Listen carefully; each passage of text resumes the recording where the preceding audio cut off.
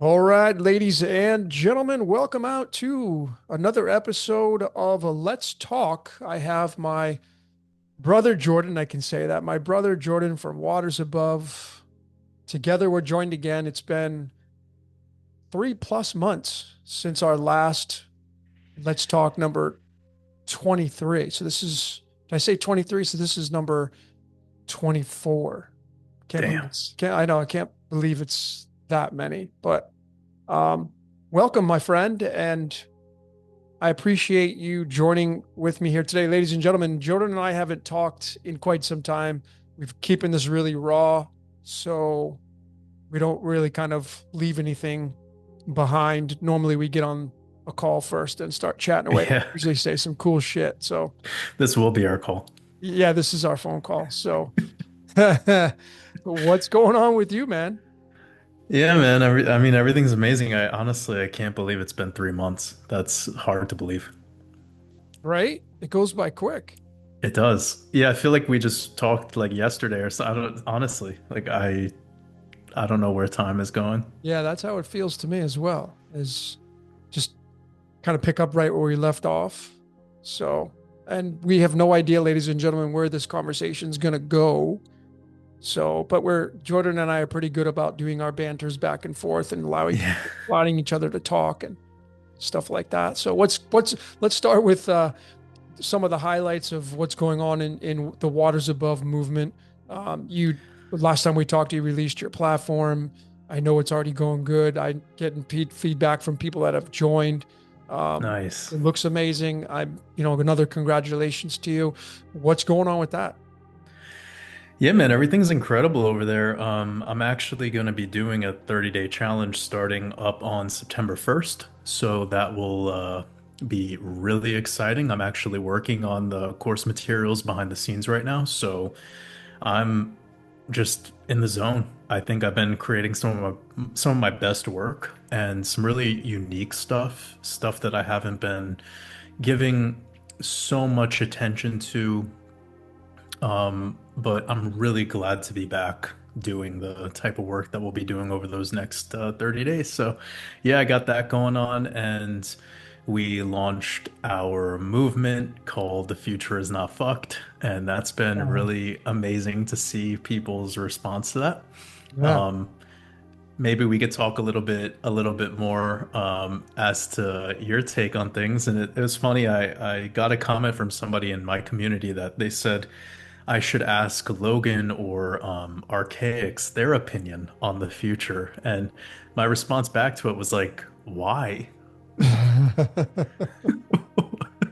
I Like like it. like Logan doesn't like pay my bills. He doesn't like bring me breakfast in bed. Like And I don't know what the I wouldn't do that anyway, bro. No pun, no fun, no offense. yeah. Yeah, so I was really surprised by that. Like we're all our own men. We all have Right. our own art. We all have our own creative outlet and expression, and that's the point of this whole thing, you know? So if we all have a different take, I believe like kind of the essence behind my take was I was just a little bit exhausted waking up every day and everything I see is like doom and gloom about the future. And you know, me and you probably have like 15 podcasts dedicated to like the day that never comes, Yeah, effectively. yeah. We could Like, but probably like name it "The Day It Never Comes." One, two, three. yeah. All the podcasts are like that.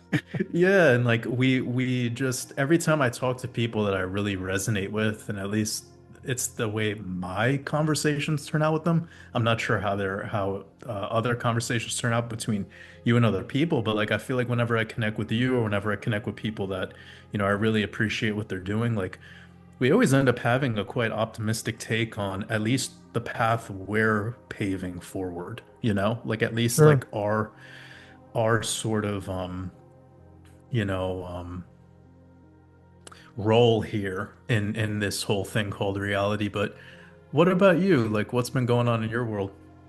Well, before I get into what I've been doing, let's talk about this new platform you got you got merch, you got merchandise, and the topic is, I mean, it's pretty badass actually. What Thanks. gave you this idea?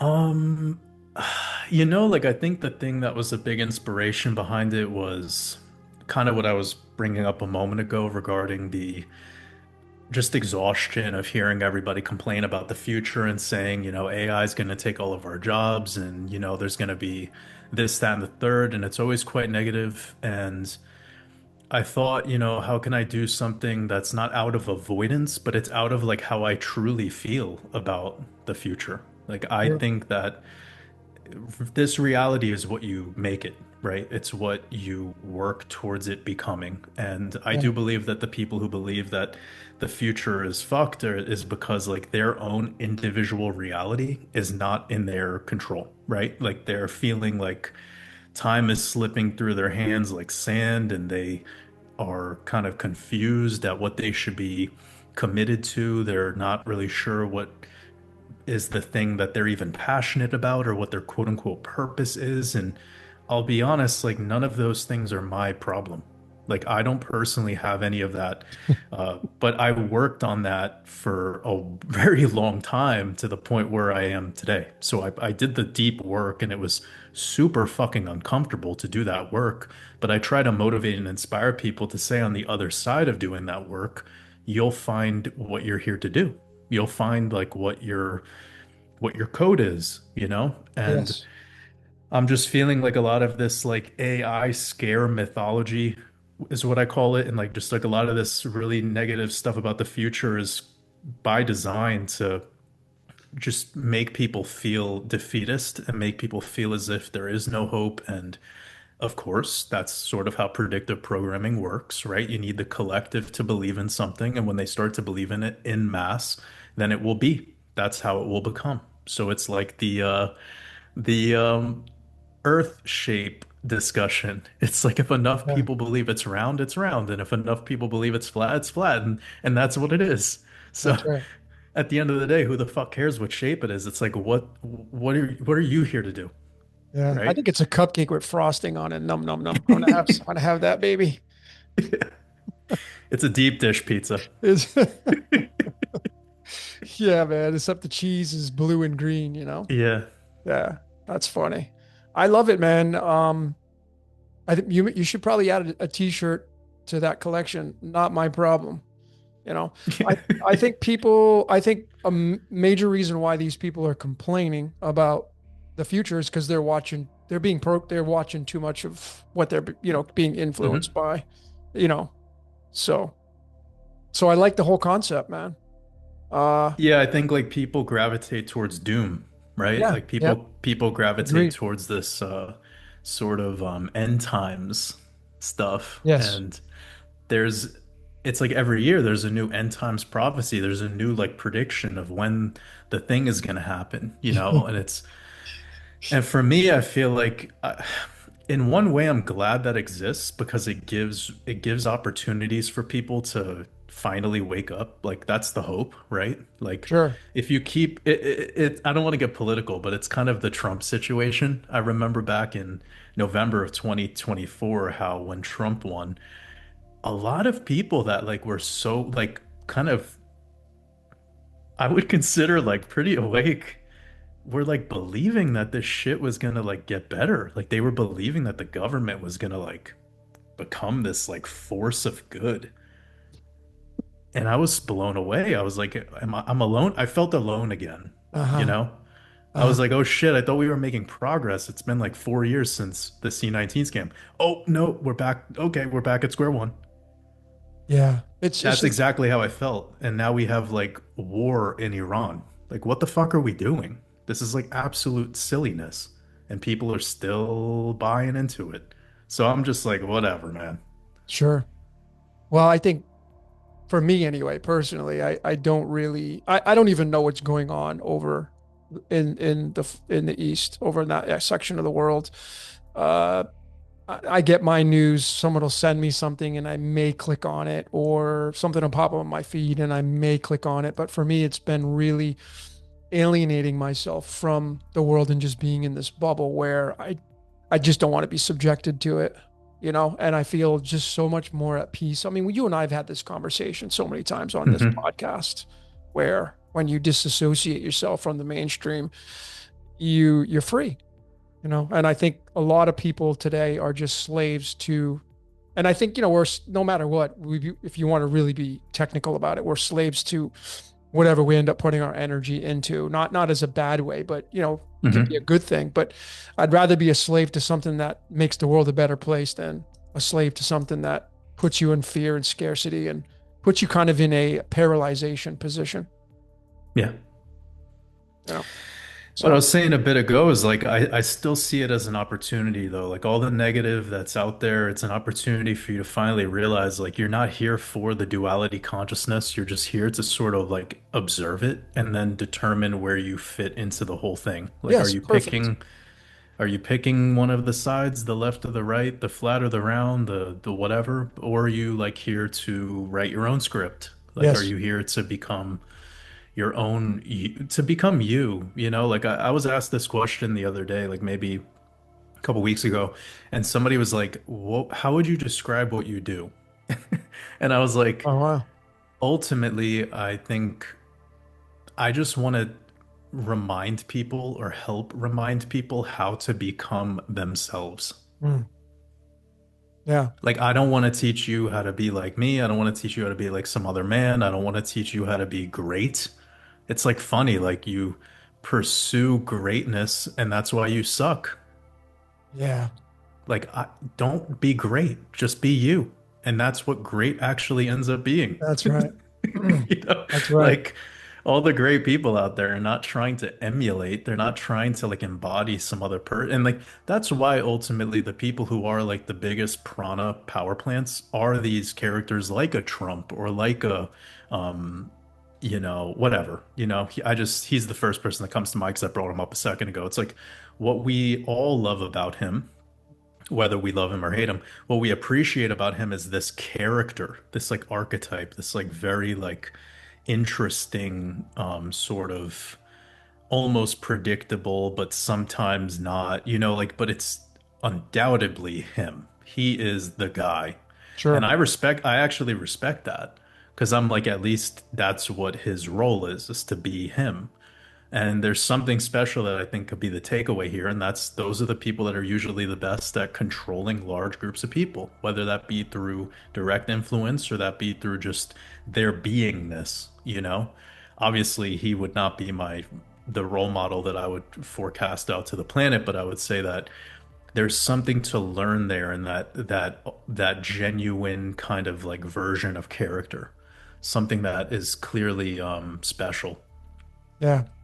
Well, Not necessarily good, but special. yeah, agreed. Going back to Trump and his character, we've talked about this before, but I think it's something worthy to talk about here. Where, for me, I look at the world as just a big stage, and we're all actors and actresses. And I think, and when I broken down Trump so many times, I've said, uh, especially I decoded the Boys show, and he was in there, and I had said he's got a great character because I look at just actors and actresses, and so that's what you do. Like in Hollywood, a good actor or actress as a main character in the movie or show will be a good actor where either people will like or hate that actor or actress, right? And that's what really makes them get a good role, win whatever Golden Globe or an Oscar or whatever. It's Yep. when their character is either liked or hated, and we're seeing that with these presidents. I mean, Biden before that, Obama. I mean, just you could just keep going back and back, and Right. these people in these leadership roles for their casting, they're either going to be well liked or well hated. And we're seeing a very massive polarity shift with him at this current stage of the game. So he's got an amazing role, if you ask me. Yep. So I have no stake in the game. I don't really care. He's an actor, so I don't. I mean, when I say, yeah, Matthew McConaughey did a good job in whatever movie, Hmm. I don't care. I don't have a stake in his life. I'm not friends with him. I've never met him, but I think he's a great actor. Right. Right. Same thing with Trump. Probably never going to Precisely. meet the guy, but he's a great actor. Yeah. He's a fun. I mean, Yeah. he's You just got to respect that. You got to respect the absolutely. I ability do. to hold character and to show up and like present that character all the time. Yes. I mean, I personally, I don't think Trump knows he's an actor. I think he just is You know, he really. literally is. He's a fucking reality TV show Yeah, star. I know, but I mean, I think he's just got so much going on in his life, and he's really, Yeah. he's a Taurus son, and so he's mainly concerned about show me the money. I mean, he's got a big code astrology wise with I'm going to be rich and I'm going to conquer the world and I want power, and so his main concern is focused on that. And I think when you're engrossed in everyday life, such as like that, I would I want his role? No. I wouldn't Right. want a role like that because it's a high stress role. You're talking about having to deal with a lot of pressure. For I mean, sure. you get your fair share of pressure, and you're not even in a role like his, but you're in a very unique, high effort role anyway, in your Hmm. own niche. You know what I'm saying? Because you're somebody. But his brings a lot of negativity, even though mine and yours do as well. And we have our own haters, but Yeah. not at his level. So it's just like, would I want that role? No. So I respect it because again, I know he's an actor, but I don't think he even realizes because he's just so engrossed in the money and collecting property and having everybody look at me. And I think he's a comedian, to be honest. I think he's very Yeah. funny. Yeah, Yeah, I agree with the like the how much prana can you store is very, very dose dependent, you know? Like a lot of people they would want, for example, let's like pivot and talk about the idea of success or whatever that means to you. Who cares? But I believe most people, what they consider success is there's some level of financial incentivization that they're experiencing that allows them to like live a life on their terms, right? for Like sure. Agreed. that's like a pretty basic overview. So when you are embodying that, if you're somebody who isn't, you might wish you could have that. So you look at other people who've acquired that lifestyle or that opportunity and you like want that so bad, but very rarely do people have what it takes to embody that role to get that type of currency, you know? So to go from the level of like working in a job situation where you have your schedule picked for you, or if anything, the people who are your managers and supervisors, they might even allow you to customize your schedule in some cases. Mhm. You by just showing up, or maybe you work remotely by just clocking in, are pretty much guaranteed a hourly rate in which you will earn a certain amount of money every week or 2 weeks or month or whatever. Well, like I don't have that. You don't have that. Like, you can decide to work 1 hour tomorrow. You can decide to work 23 hours tomorrow. And in that 1 hour, you can make as much money as you earn in that 23 hours. Mhm. So that 23 hours might be super fucking disappointing if you only make the same amount of, but in the 1 hour scenario, you might feel like you're doing amazing, but then that 1 hour scenario might not be multiplicitous. It might not always be consistent. It might just be 1 week that it happened, and then you could have 10 weeks after that that are not like that. So my point that I'm getting to is like to be able to embody a role where you are financially incentivized to be able to live life on your terms. You need to sort of like change the way that you're observing this reality and the way that you're judging these player characters that are in those roles already. So this kind of quickly circles back to the Trump character. Like, as you were saying a moment ago, would I want his role? No. And it's like it's beyond the just being able to do it financially. It's to be able to do it in regards to the amount of prana that he's receiving. He is a household name. He's probably the most famous person on earth, right? Sure. So in order to earn that position, you like need to become a villain I could because you definitely see need to that. be able to deal with the negative prana in a way where it literally doesn't affect you anymore. You know, like it's just equalized. It's any form of prana is prana. Is it Yeah. love or hate, worship, adoration, whatever? It's all equalized. So we live in a world where because we're not there yet, like we might see a negative comment on something we've released and it could actually hurt our feelings, you know, like Yeah. because we're human. Well, like Donald Trump is not a human. Okay. Like that's kind of like what I've realized. Like when you become so desensitized to all of the the forms of prana, you don't have any idea anymore of reality. Like you're no longer on this planet with us. I've met people that have made so much money that they're not on the planet anymore with us. Mm. Like literally their wiring is so inhuman.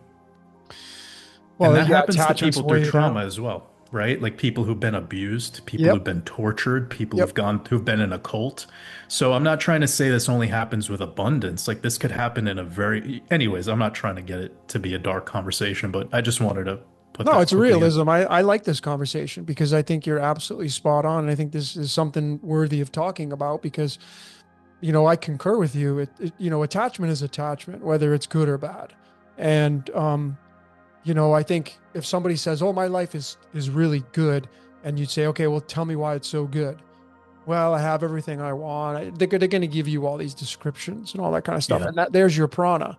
I like to really look at things like through language since we speak spells, and I constantly tell my community that what's important is the subject and the adjectives that we describe the movement of the subject. That's your defining moment of where you're going to go, of what you see yourself as. You're the subject, and then you describe it with adjectives. And that is how you get your prana, because ultimately you become the prana itself, right? And the energy goes to you, which is prana. And then that energy that gets to you is found its way through the adjectives that you describe. How was your day today? Shitty. I don't know about you. Like this year has been I'm 53.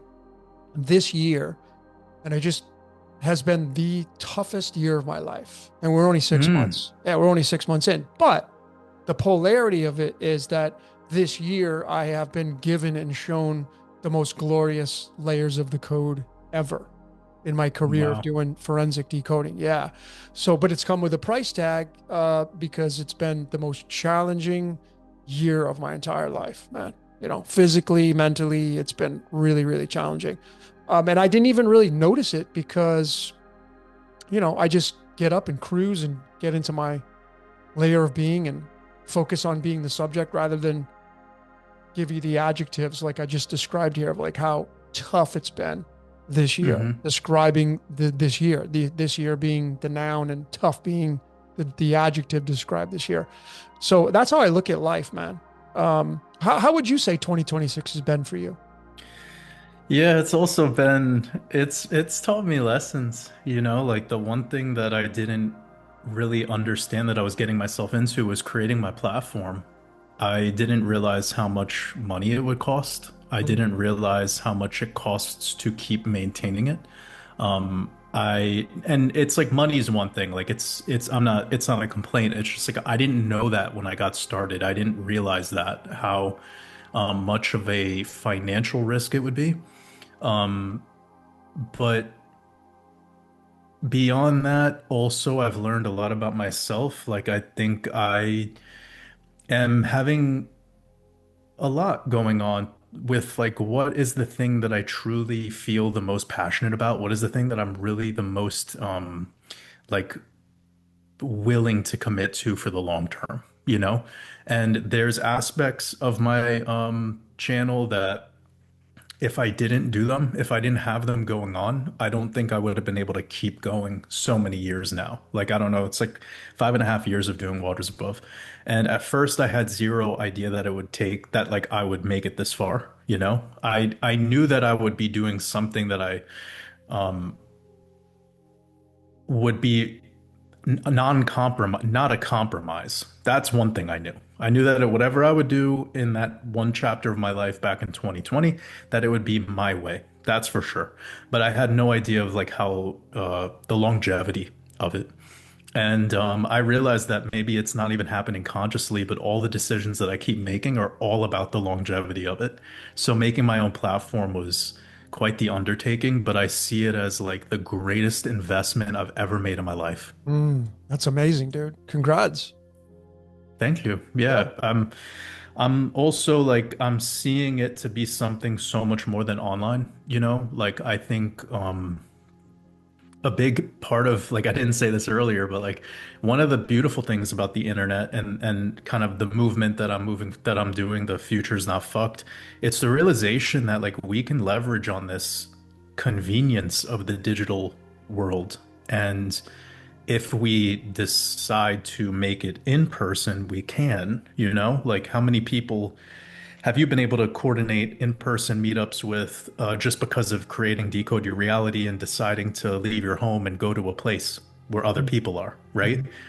I mean, even if you did it one time and the room was full of 20 people, that's still 20 people. Like, that's way more than 2 million people on the internet, right? Sure. Like, so I guess kind of the point that I'm getting to wrap up the idea is the one thing that I really love about the platform that I created is all of the aspects of it are about the future of in person and just leveraging on the convenience of the digital. And I know I showed you some of the things last time we connected, but since then we have launched the mobile app. So now everything is not everything, but we have several of the key features now available on the mobile app for Apple App Store and Android, the Google Play Store.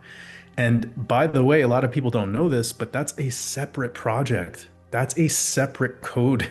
You can't just do one and then it does the other. Mm, So I didn't know that either.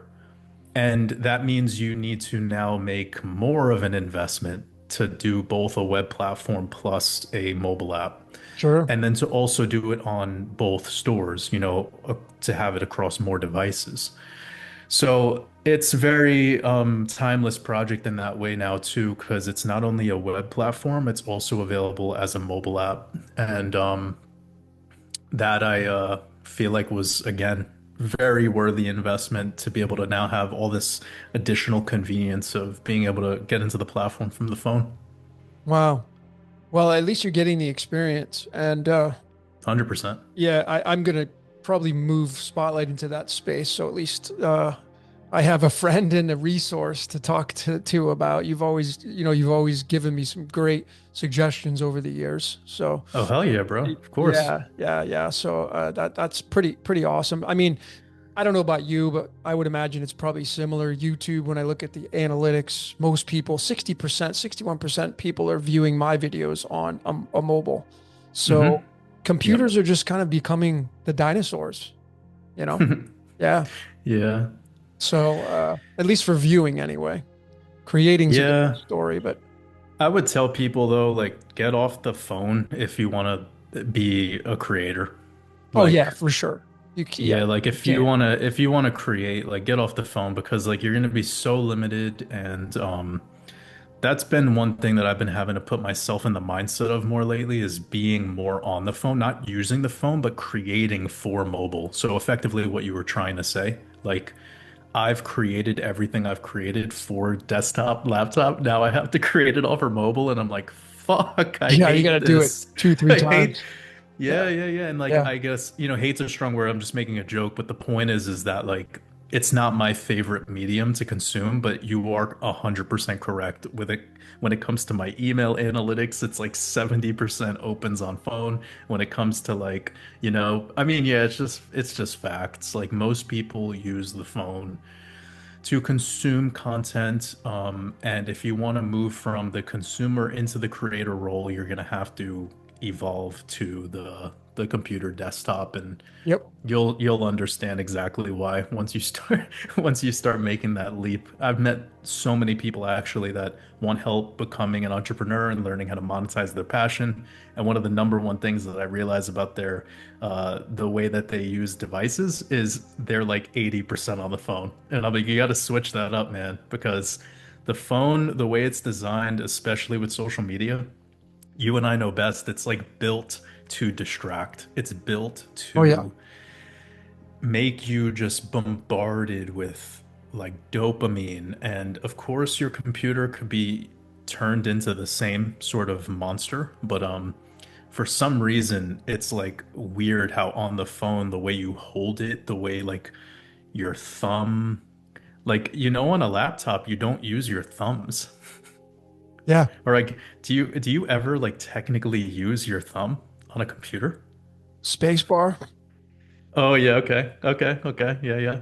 Spacebar. It's just interesting the way the phone's also like fucking up people's necks. Yeah, You yeah. I know, was it's like just, dude, I creating was, spinal problems. yeah, yeah, dude. That's the thing I want to talk about here real quick and shift into Yeah, that is please. the health aspect of Hmm. it's a fascinating because TVs are getting bigger, cell phones are getting smaller. And the majority of people are on their cell phones, and you're right, the neck thing is an issue. So they're impacting the C5, C6, C7, the neck, and they're ruining their eyesight Yeah. because when you have to strain to look at the phone, it's just a matter of time where people's eyes are just going to get worse faster by looking at the cell phone. So those of you that use your mobile, over 60% of you do, you're actually decaying your eyes quicker. And it's a very fascinating layer of health and wellness and how, like when you look at Honey, I Shrunk the Kids, that movie, and the idea is like getting smaller and smaller, downsizing with Matt Damon getting smaller and smaller. We literally, in our 3D reality, kind of the Piscean energy, water, and the biology of the body. We have this 3D structure that we live in, and then we create the computer and we shrink things down. They get more detailed, and now we're at that cell phone and the whole meta universe and all that kind of stuff. The idea is going into that thing and becoming a permanent fixture inside of that thing, right? And it's just a matter of decaying. Like knowledge, the idea in theology, the knowledge is a matter of decay faster, and then when you start to look at the phone and your neck gets all involved, you decay the biology of the body faster. The eyes decay faster. This blue light, of course, from the cell phones is very unhealthy for the eyes. Hmm. Very, very unhealthy. And, some people wear the blue block glasses, the red ones or whatever, but the majority of people don't. So their Yep. necks are forward. They're ruining they're putting stress on the C5, C6, C7 area mainly. Tension in the shoulders. And once you put tension in the fascia, the body's going to have to respond to that. So now Right. you get kinks, and when you get kinks, you get dysfunction in the back, and you can easily pull something out easier. And then you start to have the eyesight go as well. So the health and wellness stuff starts to kick in. So Hmm. all this stuff with knowledge and the computer and the cell phone really is, has a layer in theology. You will positively die. That whole story. It's not exactly that way, but we decay faster by technology for sure. So I concur with you going back to what you say. It's like if you can get a computer, you're much better looking at a 27-inch screen or a 16-inch screen than a little 5.5 or 6-inch screen.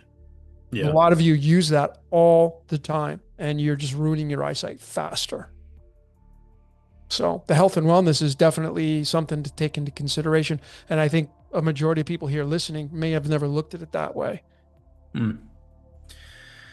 Yeah, I think more people are waking up to it, but the problem is just like the way we have to live now, you know? Like, and there's that sort of like cultural shift away from books and away from, all of that. So I understand, and it's very difficult to like hijack your, like to create discipline, right? It's very difficult to like change behavior, especially when it's kind of just the main mode we operate with. Like we are all using our cell phones all the time. Yes. So it feels like a limb. Yes. And that way it's very tough to engineer a discipline. One of the things that I would recommend people is just convert your phone into a dumb phone. So I don't know the name of the app. I could tell you in a second, but I put it on my phone. One second. I've heard of it. Yeah, I think it's called like Dumbify or something. Apologies. That's all right. Yeah, Yeah, I've heard yeah, of it's it. called it's literally called Dumb Phone. Dumb phone. Yeah. Yeah, yeah, and it's an app, and I downloaded this app and I organized my phone. I was thinking about actually taking screenshots and sharing this in my 30-day challenge because I feel like it might be very helpful for people. Because in the first lesson of the 30-day challenge, it's called mise en place, which is the chefs in the French kitchen use this term. Do you know about mise en place? No, I don't. Tell us. Okay, yeah, yeah. So, in a professional kitchen, they implement this practice called mise en place, which in French means everything in its place. And this is the idea that like if you're gonna cook, it would be smarter to read the entire recipe first before you actually Oh, start okay. cooking. Yep. Then if you had like to cut onions, celery, carrots, garlic, you'd want to pre-cook or pre-wash, then pre-peel, pre-chop, and then pre-divide all of the ingredients into the Uh-huh. exact amounts you need. Then once you're done with that prep, measuring out all the spices you need, measuring out the anything else, you're now ready to cook. So most people don't do that. When they cook, they're just like they put a bunch of shit on the counter and they like start chopping while the other thing is cooking and then the pasta's boiling and then they forget to take the colander out. So then it's just very messy, disorganized, and it's why a lot of people suck at cooking.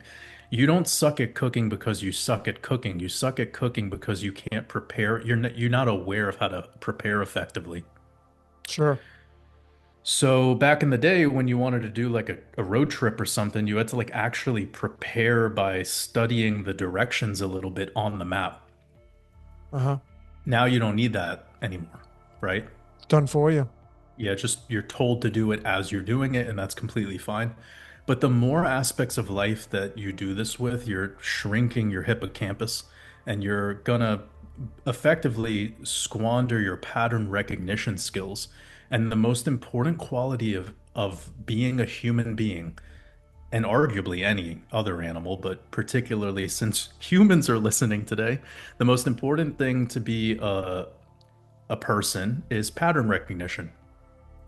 And that goes all the way back to agriculture, right? To understand, okay, it's getting darker days, so then there's going to be colder days, and then there's going to be less food that grows, and then you understand seasons, and then throughout your awareness of that, you could basically implement agriculture, and now you can start preparing by pickling foods and fermenting stuff, etc., before the winter time. And you could like literally save your ass. You could prevent death by knowing this Sure. pattern recognition. And of course, astrology is pattern recognition. That's all.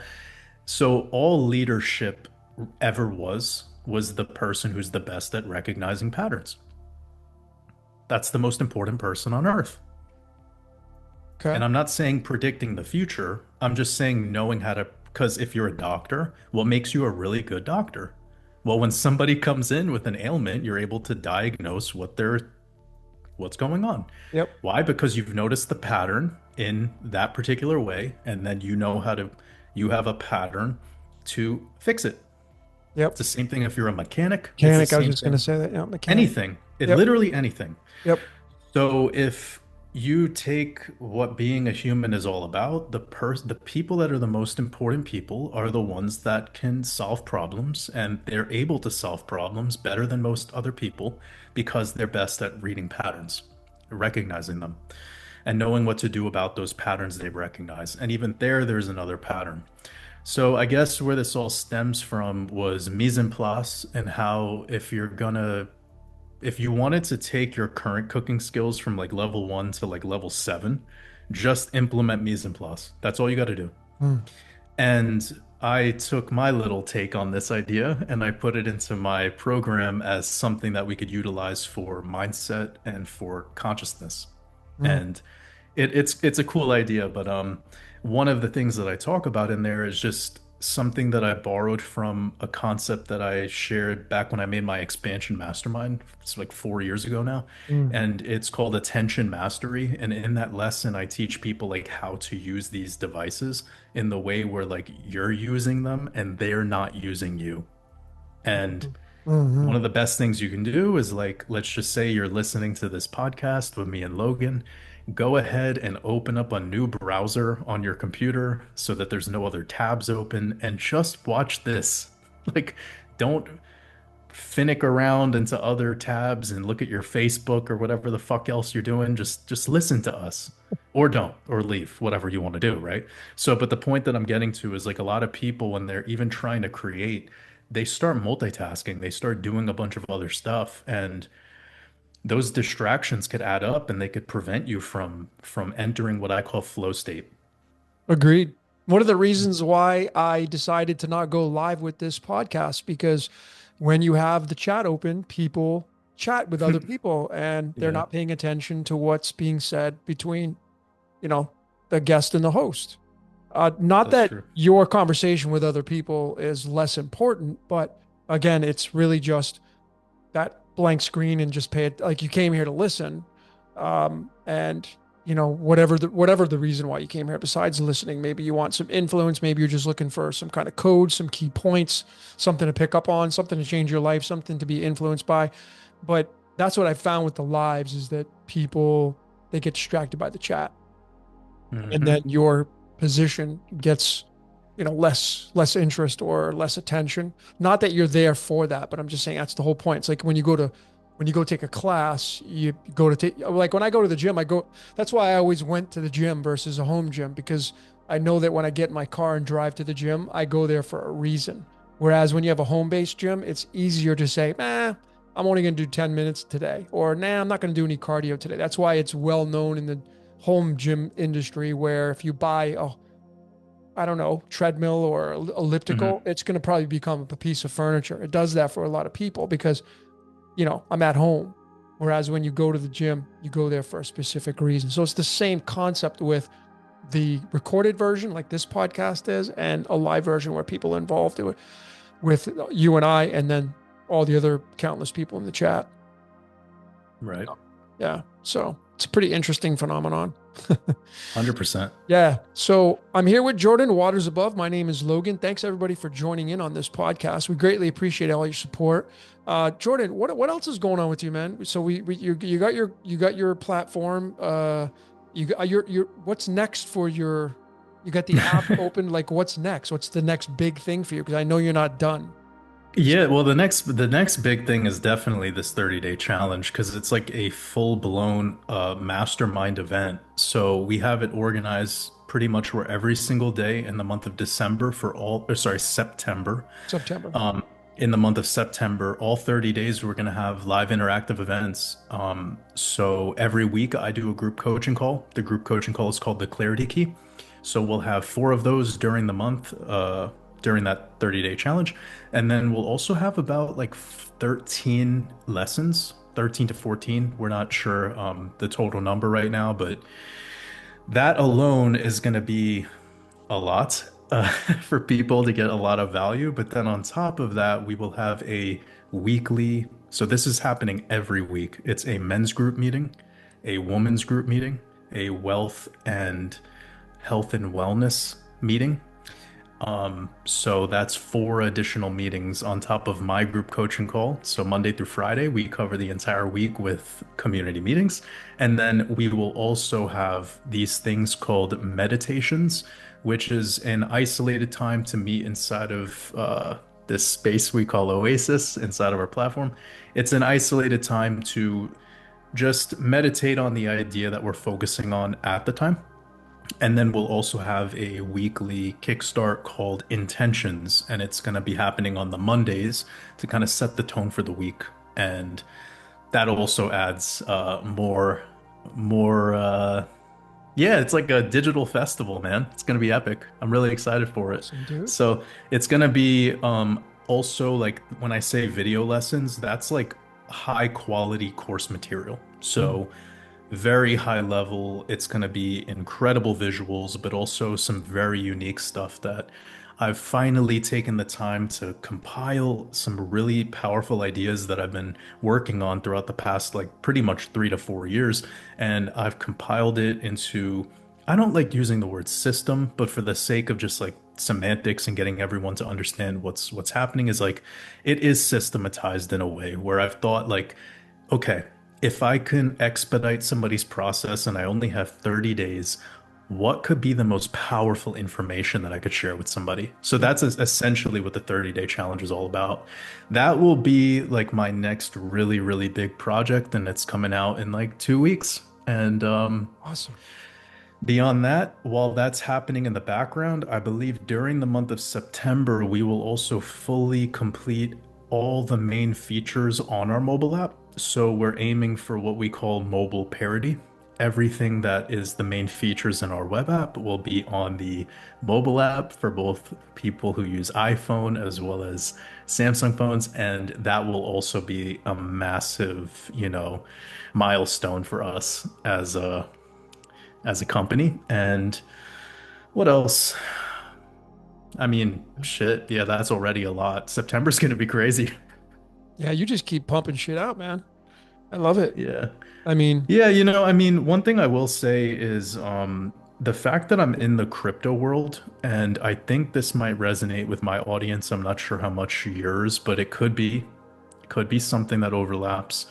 But whenever there's like dep I don't know how to say, I don't know if that's the right word. Whenever there's bear markets in crypto, it's normal where like everyone just sort of gives up on life almost. Like they just stop like doing shit. And for me, like what I've been trying to teach my people is imagine we were in a recession, okay? Like, which we're not, I mean, at least not textbook. But if we entered like a prolonged bear market recession where the housing market crashes, and I'm of course speaking in like a hypothetical right now, yeah, please be aware that the most successful people on this planet get super fucking excited when those happen. sure. Like they literally are the opposite of us. So when there's blood in the streets, when there's boredom in the streets, is when they're excited. It's when they're buying everything. It's when they're like, they operate in the shadows, but like if you follow the money, you'll see what they're doing. Mm, So maybe we don't need to necessarily talk about the idea of investing in that way. I call it conscious investing, where you invest in yourself, like people ask, when should I start a company? When should I do this? When should I do that? And then they always complain about the economy. They're like, oh, I'm not ready to do. It's like, what do you mean? mm, Just do. Just create. Just put yourself out there. Like there's no perfect time, dude. There's no fucking perfect time. So never. I've even had this come up where we've talked about vibe coding. This like being able to create an app by just like telling AI to make you an app. Yeah, Yeah. Well, we just made an app and humans made it. And the big difference between what we've created and what vibe coding is first of all, vibe coding, it doesn't create anything that's usable, really. It creates like a skeleton of an app. So like it would be like a car where you only have the chassis, but you don't have like a transmission inside of it. got it. You're like you're like trying to turn the key and you're like, you don't even hear the ignition starting because there's no fucking ignition. Right. You're in a Just the metal shell. shell. Shell, yeah. Creates So, the shell for you. yeah, and we had a phenomenon, and especially in my world, because it's like in tech, with paying attention to crypto and blockchain technology, where maybe like a year and a half ago, everybody was getting really excited about vibe coding. They're like Claude and, all this crazy stuff. It's making websites for me. It's like congrats, but like you have a website and you have no traffic going to the website. Yeah, I know. Like who gives a shit who made the website in 5 minutes? Like you have Yeah, no one coming to the website. yeah. Who cares that you made the 3000th version of an app that someone else found the same viral video as you saying that it's going to make $100 a day? Like it's I don't want to like discourage people. I'm trying to speak to the idea that these things don't matter. They're just like sexy social media viral videos, but they're not anything more than that. So hope this encourages people to just do it the way you can do it. Go for it. Doesn't matter what the economy is up to right now. Like some of the most successful businesses right now were businesses made during COVID Sure. when Making people lemonade. were Yeah, giving up, when people were closing things down. And of yeah. course, we could maybe blame the government or whatever for that, but the point is there's a resilience mechanism that I want people to tap into because no matter what occurs in the next 5 or 10 years, like you and I do not know how it's going to roll out with precision. We could like use our imaginations, but I think way too many people are not doing anything right now because of the state of whatever they're giving their prana to. Sure. And for me, rolling back to what you were saying earlier about how this has been a tough year for you. I've sort of treated it as like the more tough it is for me, the more shit I want to create. Yeah, it's how it's been for me. I mean, it's sharpened my blade. It's made me sharper, you know, Right. but it's definitely got more use. The blade's got more use, but it's made me sharper, not duller. So I'm the same as you. Do you mind like sharing like maybe one not so personal thing Ooh, that's I could. made it a tough year for you? Oh, dude, I can tell you everything. I mean, I was supposed to move at the beginning of this year. I put a deposit down. That didn't happen. One of my really close friends got cancer, so I couldn't move. I had to stay behind. I spent a ton of money just supporting that whole process.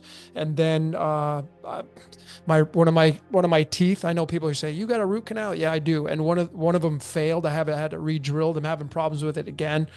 Dude, I was supposed to do a podcast with you on Monday, and I got an abscess in my nose on Saturday night. So Whoa. yeah, and then my skeletal system has been just gnarly. My neck, my C5, C6, and then my lower back. I went up to Canada just a few months ago to visit a friend of mine, John, who he's like a tune-up guy. Did a really amazing job, but I'm not even done. So it's like everything physically has really been hammering me. I haven't been able to go to the gym. I've had to lay off the gym. One of my fondest things of life is going to the gym, and just I like doing it. Haven't been Right. able to do that. Haven't been able to do my cardio. Just that all of these things kind of imploded on me this year. But then again, I've had some of the probably the greatest downloads of the forensic code that I've ever found before. So there was a nice payoff. But we are in 2026. I think of 226 as raw, and raw can be calamity as well. So I look at it in a different way than most people look at just 2026. But that's kind of the recap for me. And there's so much, there's more. And I'm giving you kind of a little Hmm. overview. But physically, it's been really challenging. Mentally, it's been really challenging. But I just immerse myself in the code, and I've still been able to, beyond all that kind of stuff, I've just been able to continually pump out content because that's just keep sharpening the knife, because Yeah, I love that's what I do. amazing. It's Yeah. amazing that you keep like pumping out those Thanks, man. presentations. Like it's unbelievable. Yeah, man. I mean, it's just I'm living out my glory through that. So I find my peace and sanctuary in the code, in the forensics. I like solving puzzles. I mean, I have a Scorpio in my first house, so I like the kind of that kind of energy. But that's how 2026 has started for me. But I am moving, so I'm getting out of the beach area. I'm going to be moving probably next month, and Hmm. I'm looking forward to the change. The climate's going to be different. Never been to this area before. I'm just kind of going on a whim. But I'm kind of excited about the change and what's coming next. I mean, we are in a one cycle. 2026 reduces down to the number one. Yeah. So this is the time, if you're going to follow cycles through numerology, this is the time to start something new. This is Hmm. the year to start something new. I mean, you're kind of living a living condition of that because how many new things have you done this year, Jordan? How many new I platforms don't have you launched this year so far? I I mean, don't I mean I would say that it's like if I had to be honest, it's a low volume of what I believe is high quality things. uh-huh. Like I think that that's kind of more my vibe. Like I'm known to not make a lot of YouTube videos, and it's not because I like don't want to. It's because I feel like there's nothing to say. Like there's just some moments in time where there's nothing new to say, you Yeah. know? So, I always keep the people over in my Patreon updated every single week, and they're with that long form kind of like time and the system that we've built over there with reviewing the altcoins and then there's plenty to talk about. But like just putting out YouTube videos for the sake of it, just because, I'm not really about that. So You're more about the this quality. yeah, I'm more about the quality, but also like I don't know, man. Like I'm just a conscious person. Like I don't You're want just to you, yeah, but you're be. utility, man. Like when I listen to you and I see what you're doing, and then I know your esoteric stuff, not complete, but I know a lot of your esoteric stuff. Hmm. What I see is that you use a word very often, or you have, and that's Hmm. utility, and Hmm. it just really kind of emanates everything that you do. Is Yeah, that that's true. my platforms are going to give you utility? You got to obviously apply them in your life. So don't just read the book, apply the information. And that's how I see Yep. you. And I think you get a huge emotional surge in your life. I think, we look at life and what gives you a dopamine hit? It's helping people. Right? Hmm. It's seeing my things come to fruition and being successful. That's what I get off on, and then I get to change people's lives, and that's how I see you, and that's one of the main reasons why I like you as a person, because you get these haters. We can address the haters. We get the haters. Oh yeah, Jordan, he charges this and da da da da, da, and he thinks this, Yeah. and it's like, yeah, well, you're not doing anything. Probably that's why you're just projecting because you're not doing it. So you'd rather just complain about somebody else, but you don't know Yeah. the full story. Because Yeah, like one thing I would want people to do, and it's not because I need anyone to support me, but like when you close your lips about how other people earn money or what they charge is when your bank account grows larger. hmm. So it's only people that say those things that have probably a money problem. Yeah, or they're just jealous, or they're just No, I'm trying to help them. I'm trying to get them like jealousy is a good technology. Jealousy reminds you that you're a human, you know? But like the thing that we need to tap into is like you can hate me all you want. I'm trying to teach you how to start loving yourself. yeah, no, I know that's your whole that's what I'm saying is like your Yeah. information brings utility to the world. It emanates, and I think it's a fair assessment to say that you kind of get off dopamine, serotonin wise when people get Hmm. influenced by your information and they get helped by it. It's not so much about, oh, I'm getting this from that. Because there is reciprocation, obviously, but the bigger Yep. picture is that you are literally this humanitarian. And despite what people's opinions are, I know that about you because I've met you. We sat down, I've shared space with Yeah. you in Everyone that person. has an opinion about me's never met me, so. Yeah, they haven't met you. They don't have the full story, and that's the challenge we But have in what I society. can tell them is that I'm a very ugly bridge troll who's 310 pounds. I'm 5 foot tall, and yeah, that's Uh, exactly what I am. yeah. Well, that's the And humbleness I, in you, man. The humbleness, and then your pure genuine comedy. You know, so that's one of the things that I like. You just throw it back with comedy. I've seen how you respond to people in the live chats over the years. And mm, you're not kind of like a straight douche. You're kind of just throw back this kind of fun yeah, comedy, with people, and you do it kind of just with laughter. And I think there's kind of a stand-up quality to you, stand-up comedian quality to you, you know? yeah. I want people to like realize that the spells we cast are important. Yeah, it just happened to me recently. Like somebody said.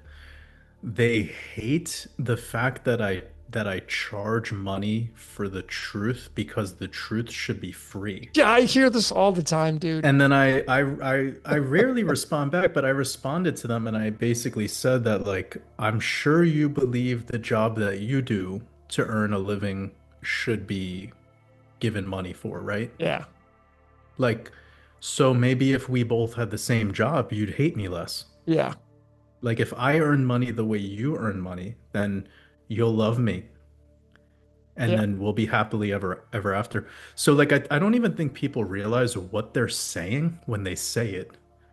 First of all, the truth should be free. Do we have an origin of where this comes from? Dude, I don't know. Like, It's like a saying of though. course Like it's the same. when I hear people say this, I always wonder like what's the origin of this Well, idea? maybe Is it's the this a truth. Bible verse? Well, the theology is the truth shall set you free. Maybe people are just kind of switching the words around and saying truth should be Mm, free instead of shall set you free, right? okay. That could be a play on words where they're kind of commingling the idea behind it. So it's a because a Yeah. lot of people were born with a theology background, so that could be a thing that comes to my Yeah. mind. Yeah, truth. But it's also funny like the people that are like you charge hundreds of dollars for courses. It's like people don't even realize that as of January this year, I removed all of my courses from public. I haven't sold a course in what did we, August? Yeah. I won't even bother explaining myself. Yeah, but you know what the thing is though, is But that what lives are you in, whether they're free or not. how many lives you well, how many lives have you changed? How many people have you saved in a sense, right? Of talking them off a ledge without talking them off a ledge. Yeah, that's the thing that I always like if anyone ever asks me like what do you love the most about what you do or like what do you think was the biggest impact? Like I remember it vividly. There was a lady that was following me that was having a lot of trouble getting pregnant. And I already knew how she could, and I told her like your husband's gonna need to pay attention to what I have to teach.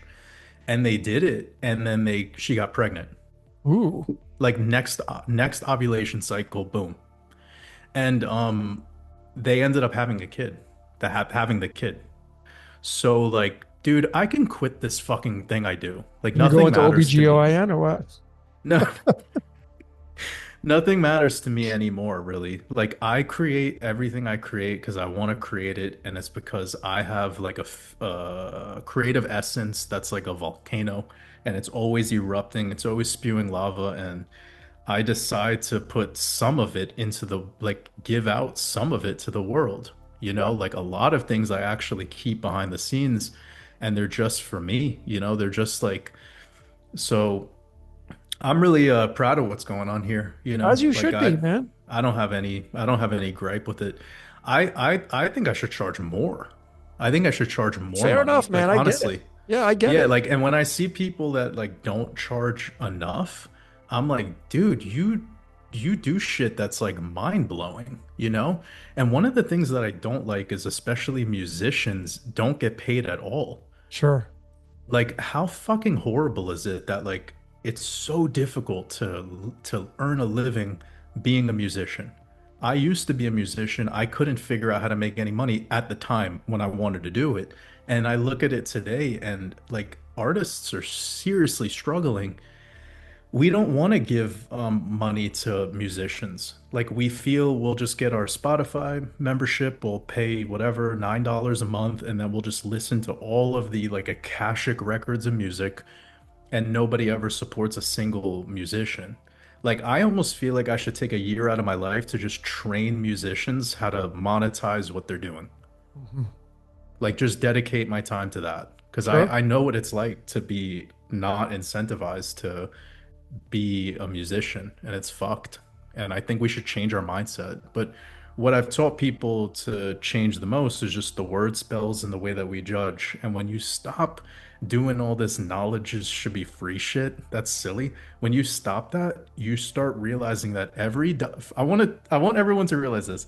Every $1 you give can be $10 coming back to you. Hmm. When you buy your next coffee, you're gonna say, I don't buy from the specialty coffee shop because it's too expensive. You've already just made yourself lose money in Right. like the ether, in like the ethereal realm. Okay? What you gotta do is stop buying bullshit coffee. Go buy coffee from an actual cafe that sources their coffee from a real coffee farm where they know the name of the fucking farmer. And there's literally places out there that are like this. You're investing in a coffee, you're investing in a coffee farmer.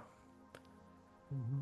You're not spending money. This is not too much money. This is not expensive. Like you got to change your like the way you perceive all of this and start investing in everything. And you do the same thing with your attention, right? You can spend your attention on a bunch of doom scrolling nonsense, or you can start investing your attention when you use these devices.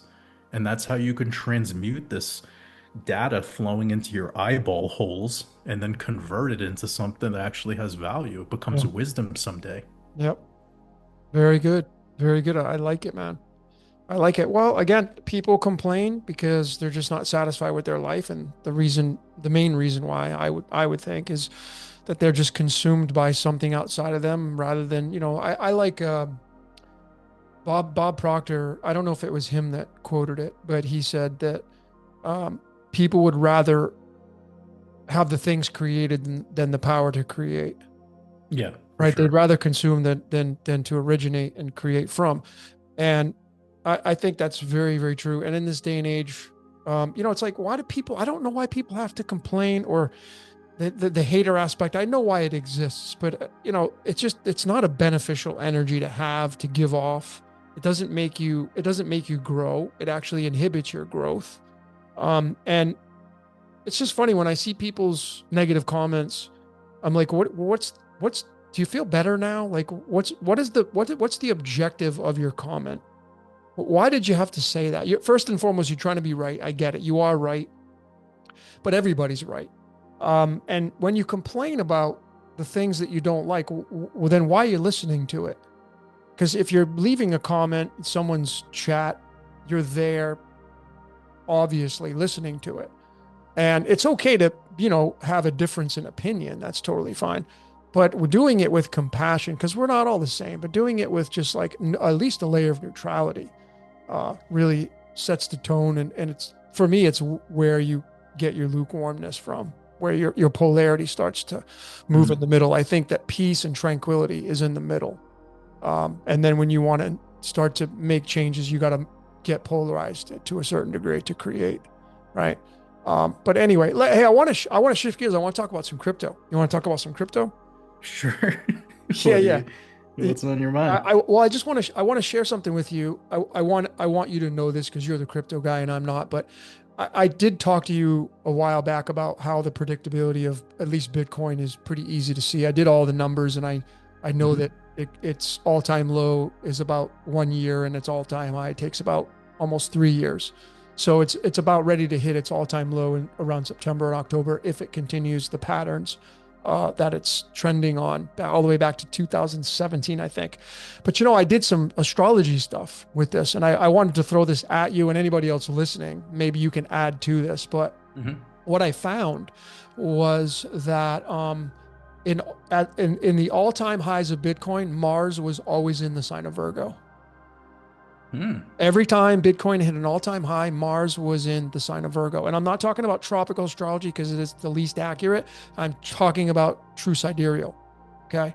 And then Mercury and Mars not only was it Mars, but Mercury and Mars were together in Virgo in the all-time highs. And Mercury is, of course, the god of commerce. Mars is the god of ambition and drive. So Mercury and Mars were conjunct in Virgo for all the all-time highs. And then the other repeating pattern was Mercury was in Scorpio at all of the all-time lows. So you have Hmm. Mercury, the god of commerce, in the all-time highs, conjunct with Mars in Virgo. And of course, it rules Virgo. And Virgo is the largest constellation. And then Mercury, the god of commerce, was in Scorpio for all the all-time lows.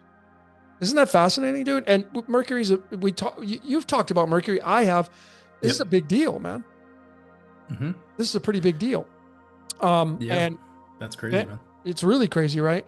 And then the last thing I want to share with you is that I just released a presentation on Mark of the Beast, Hmm. and for my Patreon. And what I found, man? You know what the Mark of the Beast is? Crypto. Yeah, sure. Cryptocurrency is the Mark of the Beast because it says no one can buy or sell without it. So you're either, ladies and gentlemen, I'm just telling you that you don't Yeah, have I to mean, believe me, I but don't know if it's like crypto. Like, I think it's digitized fiat. well, Like yeah, you could say that would you be, sorry? yeah, but I mean, honestly, it points to cryptocurrency, and I'm going to tell you the coin that I feel is going to be the coin, and that's XRP. Hmm. XRP is the de facto coin. It will be the de facto coin. And if there's a coin that this coin, by the way, XRP, you know what it's tied to? Jesus Christ.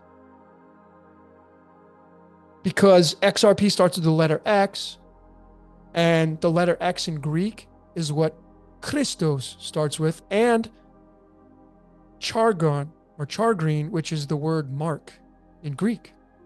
The word mark in Greek starts with the letter X, mark of the beast, You and know the XRP, Christogram, right? the Christogram, and that's Christos in Rho, and that's Yep. the two letters of XRP. XRP. Yep, Yep. that is the coin of Jesus Christ. And Jesus said in Luke 22 verses 10 to the apostles, the 12 tribes of Judah, the 12 zodiac signs, follow me into the house with a man bearing a pitcher of water. Aquarius. Aquarius Yeah. is the digitized nation. a And new nation, and that's so XR XRP is made by Ripple, yeah, the Ripple, yeah, the and water. Yeah. yeah, water, and you know what's fascinating about dude, I mentioned you, and I didn't dial you up and tell you this, but I have a presentation coming out on um, the firmament in Genesis Nice. 1 verses 6. Yeah, and I have you in there because it's Nice. so crazy, dude, that water's above, Yeah. right? I think Earth's underwater, my opinion, right? Um, yeah, Yo, and we should so talk about that. Can we talk about that? absolutely, dude. I'm Okay, telling yeah, we'll because put a pin in the idea.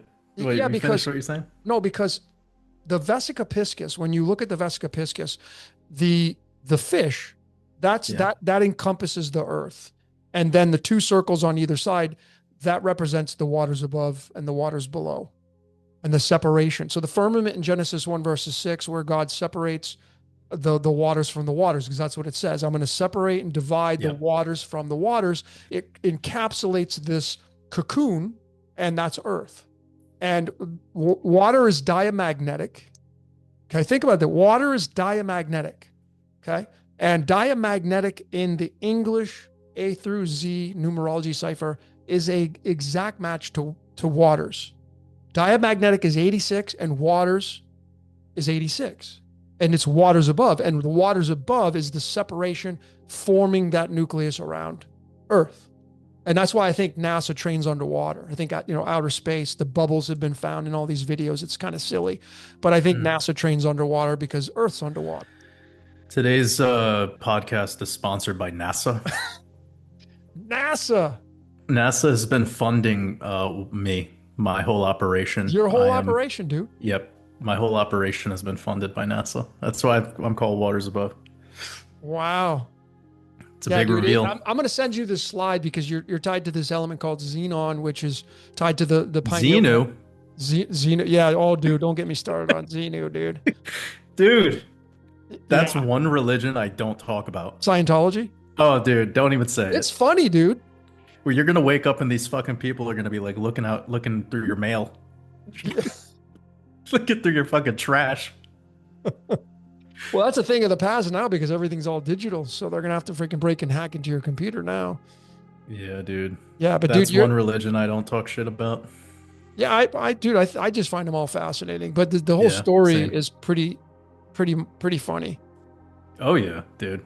We have like 10 new things to talk about now. Yeah, dude. Let's take it one step at a time. So Yeah, you yeah, said one of the things that I would love to talk about with regards to the book of Genesis and like the idea of the waters above and the waters below, yeah, without getting into me explaining my name, but one of the things that I always teach people to think of whenever they're talking, especially about astrology, like when they're talking about the sky, and then they revert it back to something that deals with theology, right?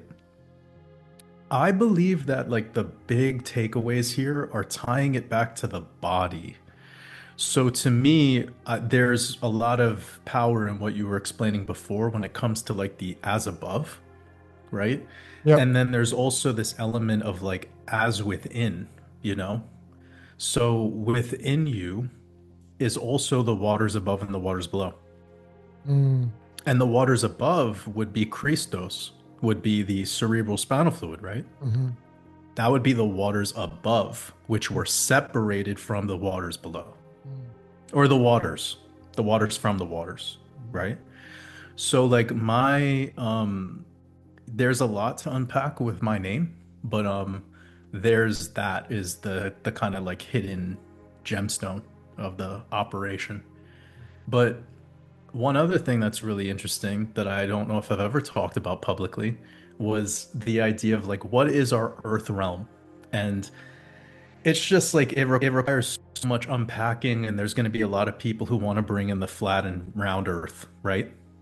Which is like a super fucking boring conversation to me. But because truly I'm talking is. with you, I know it's going to be epic. So, what I'm noticing, or what I think we are, what I believe we are, is imagine everybody, close your eyes, imagine you're in a pool, a swimming pool, and you are holding a basketball or like a volleyball, right?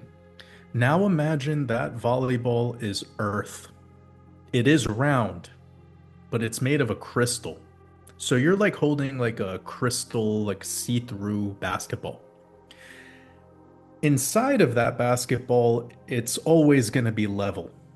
If there was some filling inside of it, like it would be level, right? So Sure. there's imagine like a terrarium. You detach the base from a terrarium and now take that glass fishbowl kind of looking thing and shove it under the water, submerge it under the water. That's what I think we are.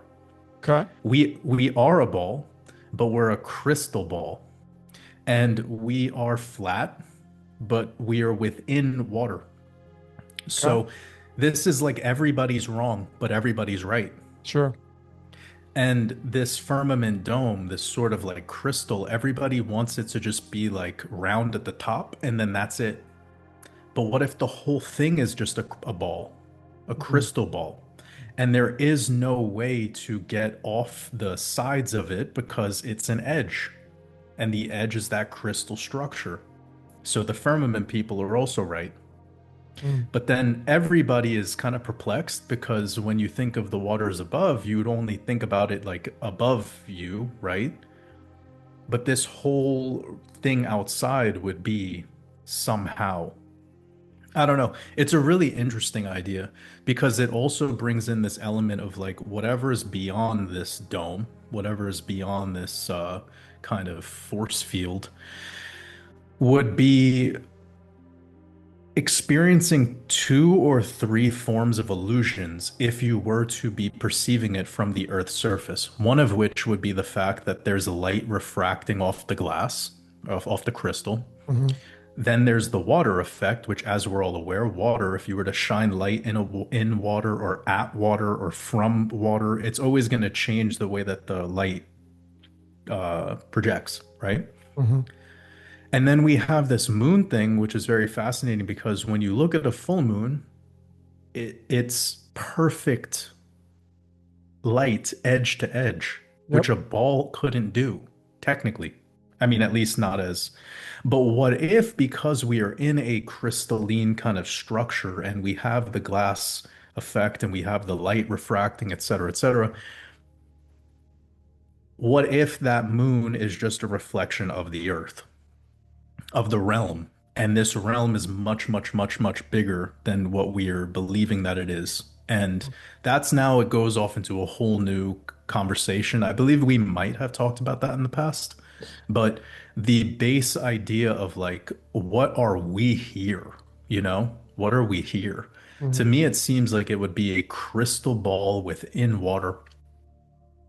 Okay. Fair enough. I mean, it's a pretty cool description. You could also, people say water doesn't curve. You could take that ball in the pool and submerge it. Just use a basketball with your eyes, Yep. and you could submerge the basketball. And guess what? Water is going to do? It's going to curve around the ball, It's going to curve around the ball. cover right around the ball. So water does curve. It depends on density, gravity, pressure. Right. And Um, that's what we have, I believe. We don't have gravity necessarily. We have something called relative density. yep. And relative density is like kind of a important thing, I think, for people to look into if they haven't already. And maybe it's not worth us going into right now, but effectively, like, yes, water does curve. It curves around objects. Yep. With pressure. Yep. And of course, everything I just said is theoretical. I don't know anything. I'm sponsored and paid for by NASA. NASA, This so whole entire thanks, NASA. yep. Yep. Woohoo. Me and Logan are actually in a silo. We're in silo number 3033, and we've been living there for hundreds of years. They have med bed technology that keeps us from aging. He's always complaining about his physical body. It's a distraction away from his titanium skeleton, never penetrable, perfect. Uh, yeah. Yep. Also sponsored by NASA, still. Yeah. Well, actually, we're broadcasting this live from the first Grand Lodge in uh Yeah. in Scotland. Yeah. Just so you know, the Goose and Gritty Tavern, I think it is. So I'd say London. Yeah, that's where we're broadcasting this from. We're both Yeah. there live. So Freemasonry in full effect. Yes. This has been sponsored by the Grey Pope, Mr. Orsini. Oh yeah, Mr. Orsini. Yeah, man. I love it. He's a good guy. He's a good guy. Yeah, he's just a character, man. That's it.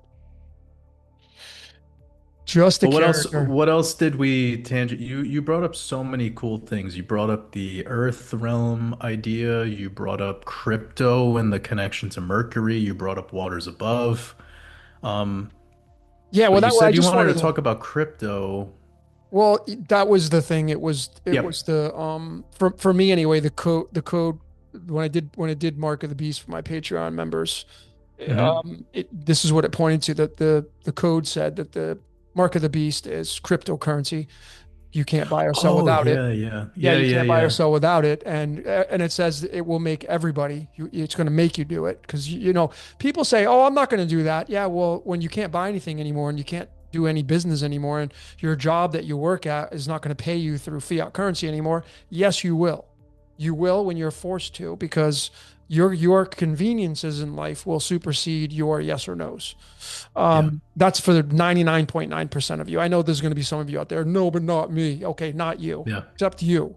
Okay, you're the special one, the chosen one.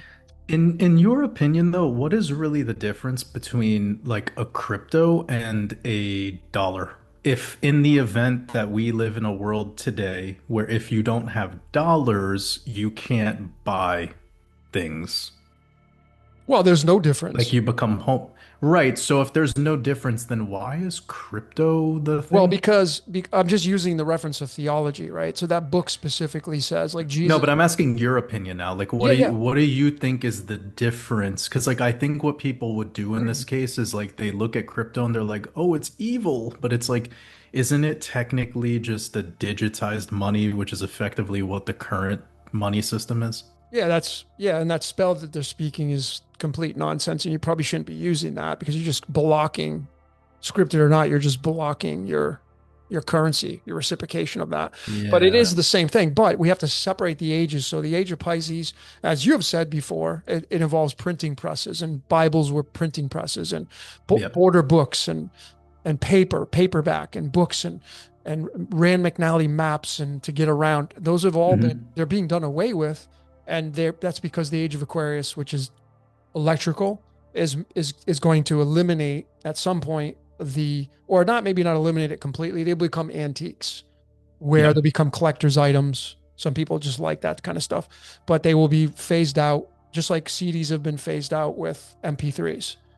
Some Hmm. people still have CDs, but most people are using MP3s now because of the convenience. And once you convenientize yourself to, that world around you, I highly doubt you're going to go back to the long 50-foot cord and a rotary phone in the wall. You're not going to really do Right. that.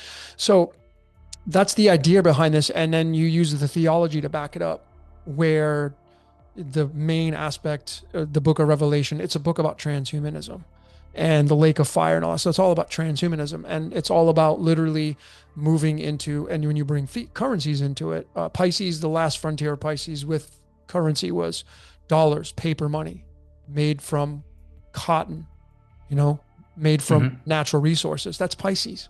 It's a water sign. When you move out of a water sign into an air sign, Aquarius, and you move into a Uranian ruled energy, you're now moving into the digitization. So the mark of the beast in Revelation, the last book in theology, formulates through the Christ character, Jesus coming, and the Passover. Passing over is passing over from Pisces into Aquarius. And when Jesus says, "My kingdom is not part of this world," and he comes during the age of Pisces, well, what does that tell you when he references in Luke 22, verses 10, "Follow me into the house with a man bearing a pitcher of water"? When you put those two verses together and you use logic and discernment, you can easily interpret this as fiat currency. And the mark of the beast is going to move into cryptocurrency, digitization, digital currency. And again, I think the cryptogram is XRP. That's going to be. I did a whole thing. I did Crypto Kingdom. I have part one and part two on my channel, and I went into great detail about how that all references that kind of stuff. So when people reference Jesus Christ and they put a lot of energy and magic into it, they're just enforcing transhumanism. That's what they're just doing. You know, It's because the sun powerful. is It's a powerful slap in the face. it is, man. But the thing about it is like we the last when you look at the flood story, if you can envision an astrology wheel, okay, the four fixed signs of astrology is Aquarius, Leo, Taurus, and Scorpio. Okay, the ox lion, eagle man, Ezekiel 1 verses 10. When you look at those, it forms an X. And if you go back to the last fixed layer of our reality, it was Scorpio and Taurus. So when you overlay this into the antiquity of mankind, you can easily see the flood story, because the flood story in Genesis is a new age story taken from, you can go to the epic of Gilgamesh, but that's going to go all the way back to the oldest story, which is Eridu, as you know. And that is in the sign of Scorpio, because Scorpio's a water sign, and water's above, right? And the floodgates, when you talk about the flood in Genesis, the sky opened. So it fell from above. And when you look at an astrology wheel, Scorpio is directly across from Taurus, and Taurus is an earth sign. Scorpio is a water sign. So Scorpio it produces the flood. It rains down on Taurus, and we know that the story of Eridu and Gilgamesh was during the Bronze Age, which is Taurus, the bull, bronze, Venus, copper, right? So they fit perfectly through that relationship between Scorpio and Taurus, water and earth. Well, now we're moving into the next set of fixed signs, which is Aquarius and Leo. Now, Leo, across from Aquarius, is ruled by Helios, the sun, the Christos, the light of the world, the risen Savior, the life. I am the way, the truth, and the life. That's the sun. Well, across from Leo is Aquarius, which is an air sign. When you add fire to air, what happens? It makes it hotter. It forms electricity, plasma, and now you get the digitization. The sun is going to it's going to merge into Aquarius. And this is where you get Revelation 21 verses 23, where it says, the sun and moon will not give off any of its own light. The Lamb of God will illuminate the New Jerusalem.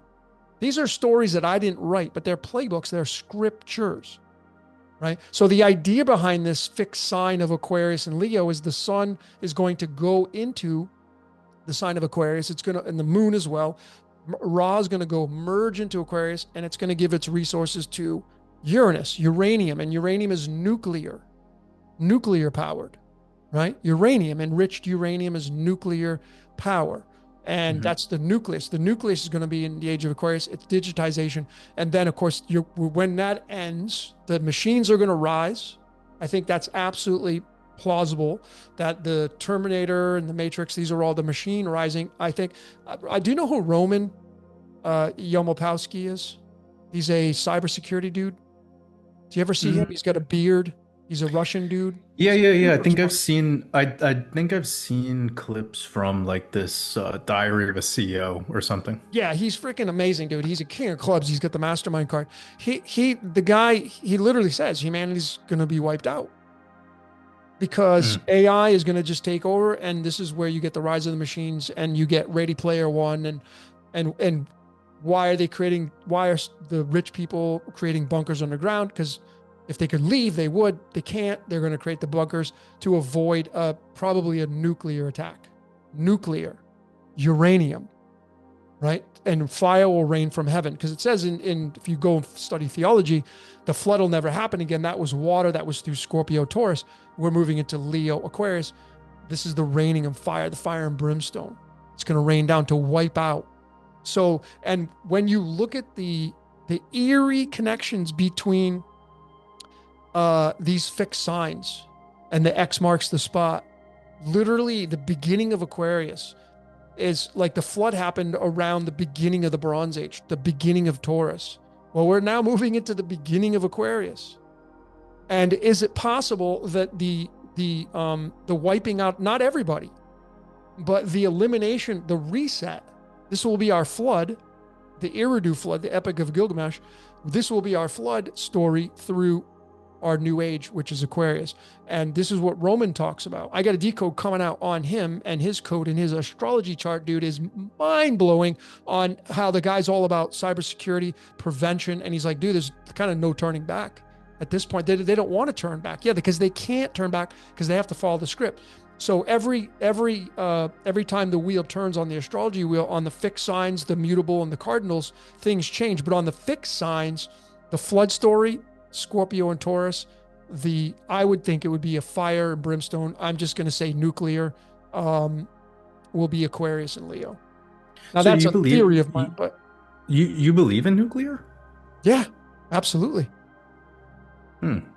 Have you ever like looked into the work of like Galen Windsor and they were talking about like just swimming in vats of that shit and like did nothing to anybody? Yeah, but you have to set it a certain way. It's like C4 plastic explosives. You can take the plastic explosive itself, but if you don't stick something in it and have a Hmm. detonator, it's not going to do shit. So do you believe that the bombs that were dropped on Hiroshima and Nagasaki were real? Well, dude, they killed a lot of people. They were something. Right, but like fire bombs, for example. I can't say. I mean, I wasn't there. I just speculate. I look at I mean, you go and you study the Trinity test and you study some of these bombs, the hydrogen bombs and all Yeah, that stuff. they were taking videos of like these explosion tests, but like how did the camera not get affected? Well, it was far enough away and maybe it was protected in a certain way. I mean, I don't know. I'm speculating, but do I, Protected. yeah. Well, it's like a nuclear. What do you mean far away? It was close enough to where you could see the perspective. Like you can see if it was zoomed in or not. Well, I mean, think about this, man. Technology, I think there's technology that is so advanced in our reality that we can't even comprehend it. So when I say something's protected, like could you get close up to a nuclear explosion without it being affected if you had advanced technology? That's possible. I think every reset. Yeah, yeah. I'm just saying, like, the video footage was showing like a home disintegrating, but then the camera was unaffected. Yeah, I get it. But again, I So don't have all the it's, facts. Like that's I think that's the challenge that we have as human beings. Like mhm. if you don't have all the facts and you're missing layers, you don't have it all figured out. Your opinion is fine, but it's just subjective. Mhm. Right? Know what I'm saying? So like I don't have all the facts. I wasn't there. I don't know. Like, can I say that Jesus Christ wasn't a real dude? I can say that he wasn't, but there's no way to prove that he wasn't. There's no way to prove Yeah. that he was. You know what I mean? There's no It, evidence of him being a real dude, but so you have to be agnostic with it. For yeah, me, yeah, sure. you know what I'm saying? So I'm I agnostic with it. realized like when they release the footage of stuff, it's like particularly bad lying because it's like it probably would have been better if they didn't make like a footage like the moon landing, right? Like the moon landing probably would have been much more successful if they didn't say they filmed it because then the film was clearly bullshit. For sure. So like it's like lying is better. There's better ways to lie. Yeah, but I mean, they did the best that they could back then with the technology that they had. You know, if you compare a car from 1969 versus a car in 2026, well, there's a huge difference. Well, Quality, that build, speed, efficiency. So yeah, when but they like the cars of that time were stronger than the right? Like they were like the fucking thing they launched up there was like made out of like yeah, I can't ever think it was. I mean, looking back on it, dude, like that piece of padding. shit, dude, it was like a Lego car. I can't even think. Yeah, yeah, yeah. So like I mean I'm not an expert by any means, but like it's just again like that's the same thing with the nuclear situation where I'm just like I get it, man. There are people that doubt and speculate, and there's no such thing. And but I got friends of mine that have worked at nuclear power plants. So people say, "Oh, it's not real. It doesn't exist." Well, that's your opinion. Go. How do you prove that as evidence when there are people that work at them?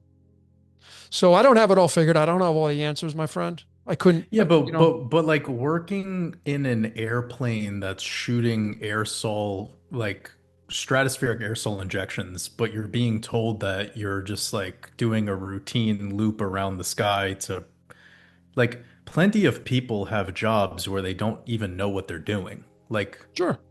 how many people understand that the dietary advice that they give is killing people, Yeah. yet they're doctors? So like when somebody uses that weird thing of like I worked at a power plant, it's like and Sure. You I know get your that point. I mean, you we can be like the skeptical you. about it.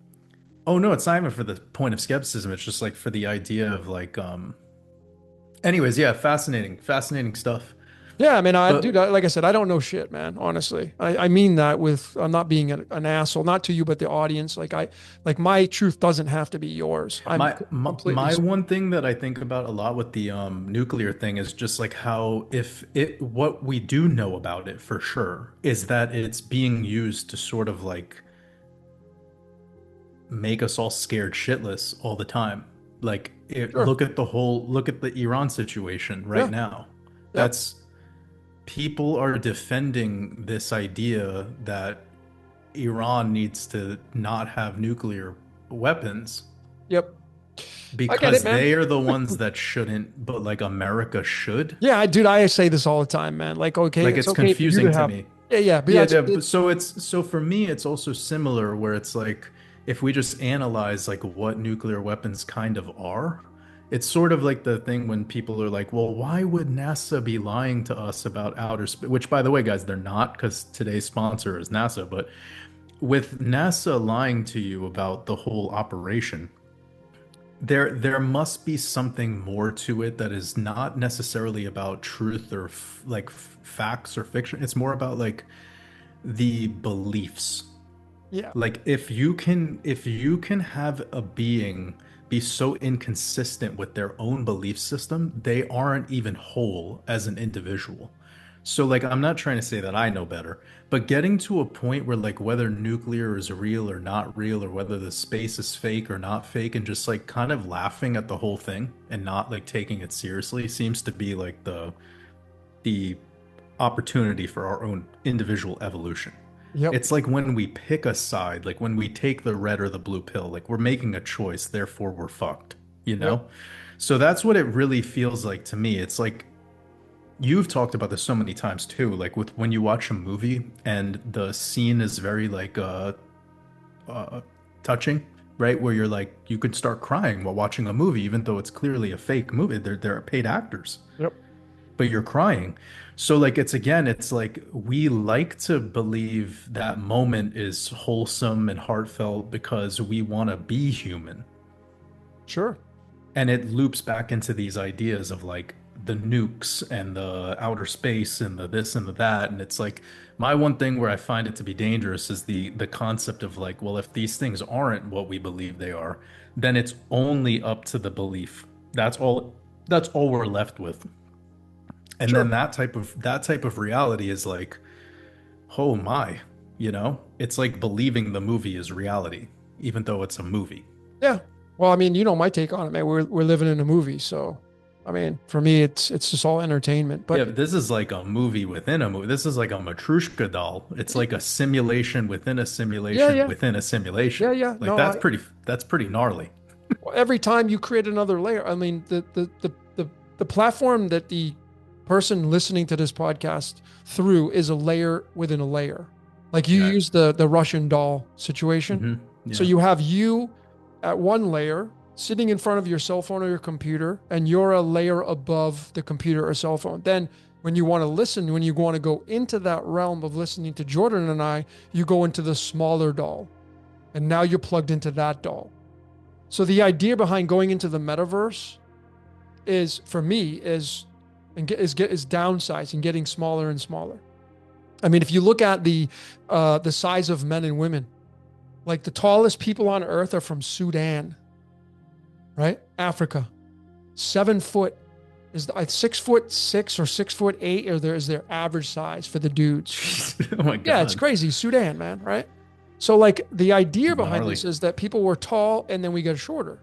The idea behind the whole decaying and the whole 1950s the mouse project that the guy did, I can't remember his name, where the mouse just stopped caring about mating and cared about anything.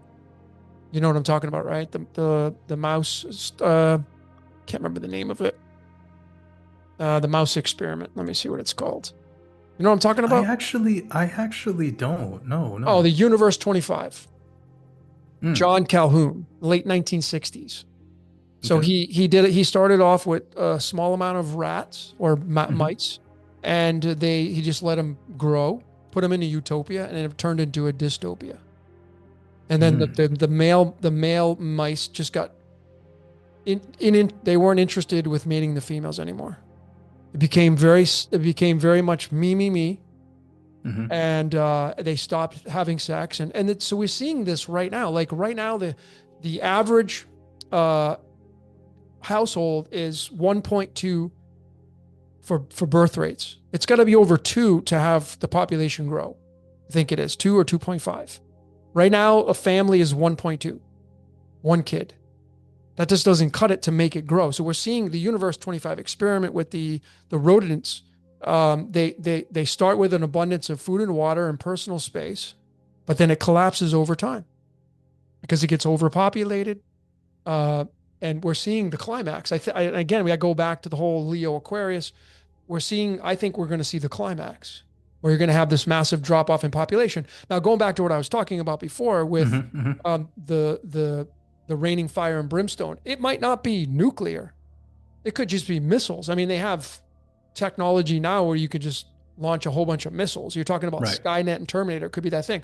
Well, in the Old Testament, in the book of Zechariah, it says the prophet Zechariah, he says he sees these a giant scroll flying through the air, and it's about 30 feet long and 15 feet wide. That completely describes a missile. Right now, I'm not saying it's true. I'm definitely not saying it's true, but I am saying Well, it's missiles eerily we know are real. they're real, of That's course, not and they have that adva- that can't and they, be that can't be debated at all. yeah, and they have advanced technology with these kinds of things. And if there are an alien species that are involved that have been involved, well, you know, I mean, then you could add on to a lot of other layers to describe the possibilities of what those can do.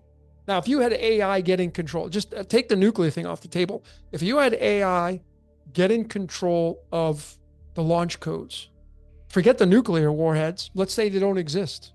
Let's just say it got into control of the tomahawks and all the other things that we don't. Because again, I'm ignorant when it comes to military stuff. I don't know what missiles they have. I don't know how many they got, stockpiles. Hmm. I know nothing. I would just assume that there's a lot, right? Greed and then protection and safety and security. There's probably a lot. Each country has a lot. If AI gets a hold of those and can launch and do whatever it wants to, and it rains fire from above, that fits the narrative of the our new age reset. If the Epic of Gilgamesh and the Eridu flood story is actually legit, right? And then you match it up with Genesis and it says, I'm never going to do that again with water. Well, Sodom and Gomorrah was with fire. Well, it matches up Skynet, Terminator, and what Roman Sapolsky says with the possibility of what AI could do because humankind becomes a threat. And this follows in line with this Universe 25 experiment with the mice, where Hmm. you start off with beauty, abundance, you have everything you want, golden age, and you go slowly degrade silver, bronze, iron. We're in the Iron Age, the Kali Yuga, and now you have a collapse. And we're seeing it because you know what's happening, Jordan? Less people are marrying. Yep. Definitely less people are having sex. Celibacy is on the rise. People don't want to date anymore. A lot of people, I'm not saying not everybody, but you're seeing a surge in people don't want to date. Women don't even want to date because women are making more money. Women are becoming their powerhouses.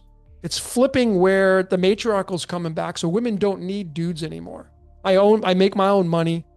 I Yep. don't need you anymore. So now they can be very selective and there's less dating going on than ever before and people aren't getting married as much anymore and people we know that the birth rates are at an all-time low. This matches the Universe 25 experiment by Hmm. James Calhoun in the 1960s. So I'm just saying when you put all this together, it's fascinating to speculate, could it be that the Have you four fixed signs. Go ahead. have you ever watched the oh wait, did you have more that you wanted No, unpacked? that's all right, man. I could keep ranting and raving on this stuff, and I want to have you talking as well. No, no, I just want to ask you a question if you've ever seen Handmaid's Tale. Oh, that's here. Let me look it up. And Because like, dude, if you can decode anything, like if I could, I've never asked you to decode anything. you have never. You're right. You haven't. So You want me guys, to decode everybody knows this? I've known Logan for 5 years.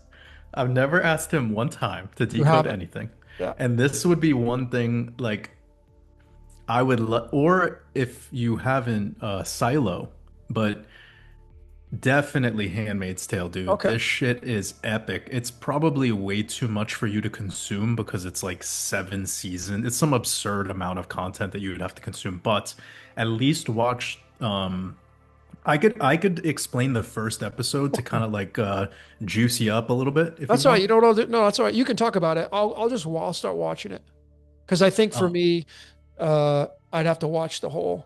That's yeah, 60, yeah, no, 66 episodes, six I'll give seasons. the very quick like way Yeah, yeah, that please, the show starts. please. So there's the main character, and funny enough, her name is June. Her name is June Osborne. So it's already like there's something in the name, you know? And she has this close friend and they go to a cafe and I believe they're located somewhere in New York or something, or like maybe I don't remember exactly, maybe Washington D.C. or somewhere in the States. So the whole show takes place in the USA. And she goes to order a coffee at this cafe or like a scone or something, and her credit card doesn't work. And she's like, "What do you?" The barista that's at the cafe is like, yeah, you don't like it's not working, it's not going through." And she's like, "What do you mean? Like this is it's fine." And it turns out that all the women they don't have access to their money anymore. All of the women's bank accounts were shut off. Hmm. And then she like learns that all the women's bank accounts were shut off.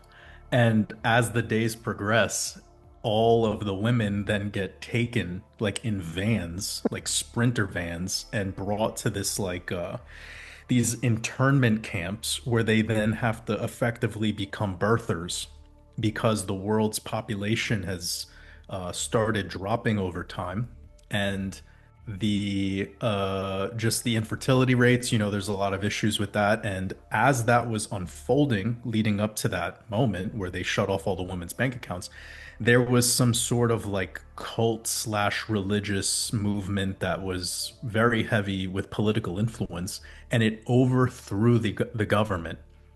And they got lots of public support because it was in real time, nobody was having kids. So imagine in reality if people were like trying to have kids and there were no babies being born, we would be like, what the fuck, right? Like there would be, we would assume there's a pandemic or something, or there's something going horribly wrong. So that's effectively what seems to be the like dystopian hellscape that was happening silently, and people were protesting and like people were writing books about it and movies and whatever.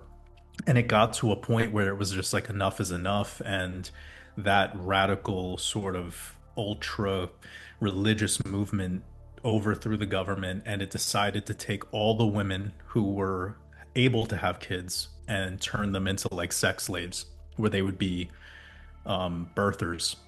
And it's a mind-blowing show, dude. It's crazy. Well, I'm looking at it right now. It was created by Bruce Miller, who was the creator of The 100. Did you ever see that series? No. Okay. Well, it's all that was all about prisoners from an ark in space. The Earth went through a nuclear disaster and it was uninhabitable.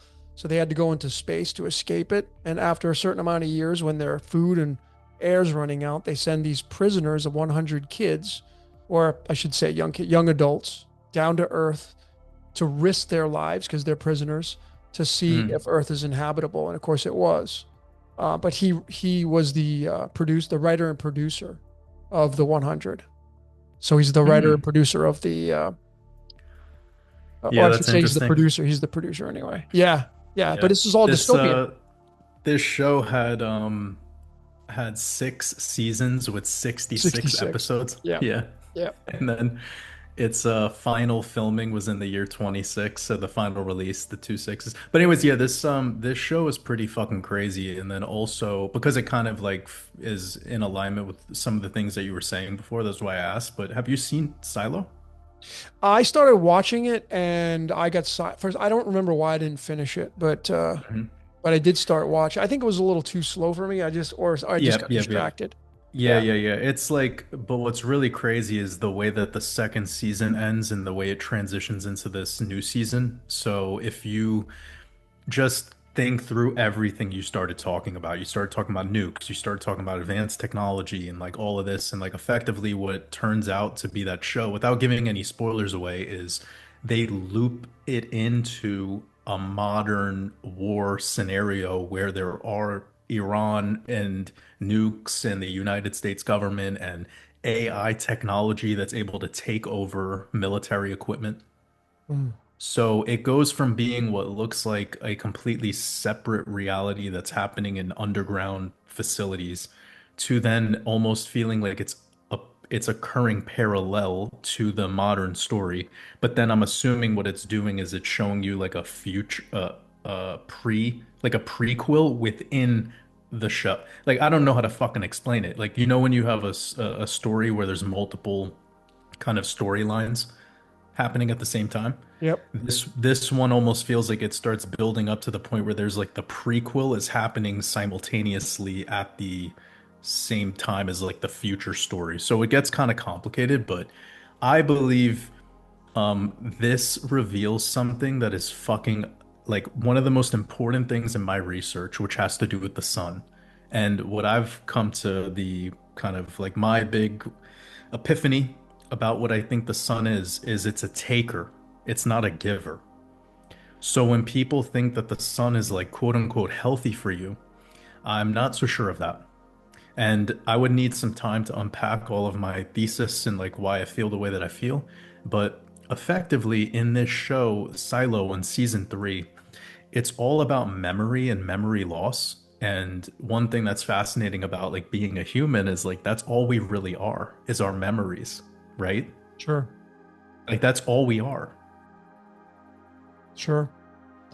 So, what this whole show seems to be dedicated to is these multiple storylines that are dealing with memory loss and the regaining of consciousness and memory, and how like your identity and your purpose is sort of attached onto those stories that you were building up your book with. You feel me? And what becomes you over time. And in this show, they in the silo world, so these like this underground sort of facility, they say that they need to remove everybody's memory. That's a goal they have because if they don't, there would be an uprising because the main character is starting to get her memory back. So they use some sort of pills on her to take away her memory. And then their attempt to take everyone's memory away to prevent an uprising is using something called vitamin D. Mm. They say they're going to put vitamin D in the water supply. And this show is super fucking intentional. Like, this is not a mistake. Every detail about this show is intentional. Mm. So I was like thinking, like, all these people that are practicing sun gazing and like all of this stuff, like worshiping the sun, like every religion, raw Of religion, it's course, it's all sun about, worship. yeah. Bro, they want us worshiping the sun so we never remember who we are. Well, So you don't actually, so it takes from you, it takes your memory. This show, like it put a piece into a puzzle of mine that I started to sure. realize, like over time, I've always been curious as to why I'm so attracted to dark places. Like one of my favorite places is Iceland. Mhm. Like I don't like the sun. I'm not like you are attracted, it seems more to like the equator and I don't know, there could be many reasons Well, I was why it born might on a not just. Sunday for one reason, but All right, there you go. yeah, And like I'm different. Like I couldn't live in Mexico like you do. Like for me it's too hot, it's too humid. Like I just don't like that kind of like I don't know, but I'm not hating on it. It's great. You grow food there naturally. That's awesome. In Iceland you can't grow any fucking food. sure, sure. It's like anti-human, you Yeah, know? yeah, So I'm by no means promoting that, and I would never live there long term, but I've always just noticed that I'm attracted to these places. I'm like attracted to Wyoming and Montana and these just like really desolate, cold, dark, wintry places. And I love the wolf, that's been always a theme in my life, and you don't see any fucking wolves in the in the sure. beach. Yeah, and So and wolves don't come out until they're nocturnal, pretty much. yeah. They hunt at night. So Yeah. So like there's always been this thing that I've been paying attention to, like why am I so attracted to that? And then over time I've obviously studied the religion and all the sun worship shit and the sun cults. And then this was like my grand epiphany of like the sun is a taker. It's not giving us anything. It's taking away from us. It's taking away. And then this show put the final touches on this theory that I had. And I can't substantiate it, by the way. There's nothing I've just said to anybody that's listening that is somehow to change your mind or to make anyone feel any different from what they feel. I'm sure plenty of people right now are like, but I love this. I love sunbathing. You know, I'm not trying to take that away from you. I'm not trying to take away your glory, okay? But I'm just thinking like there's something here. You know, there's something here that's going on where people have this belief that the sun is this mighty, important, like, like, perfect thing. And I think that the ancients and the people that have kind of created all the esoterica that we seek to understand more about, they were moon worshippers.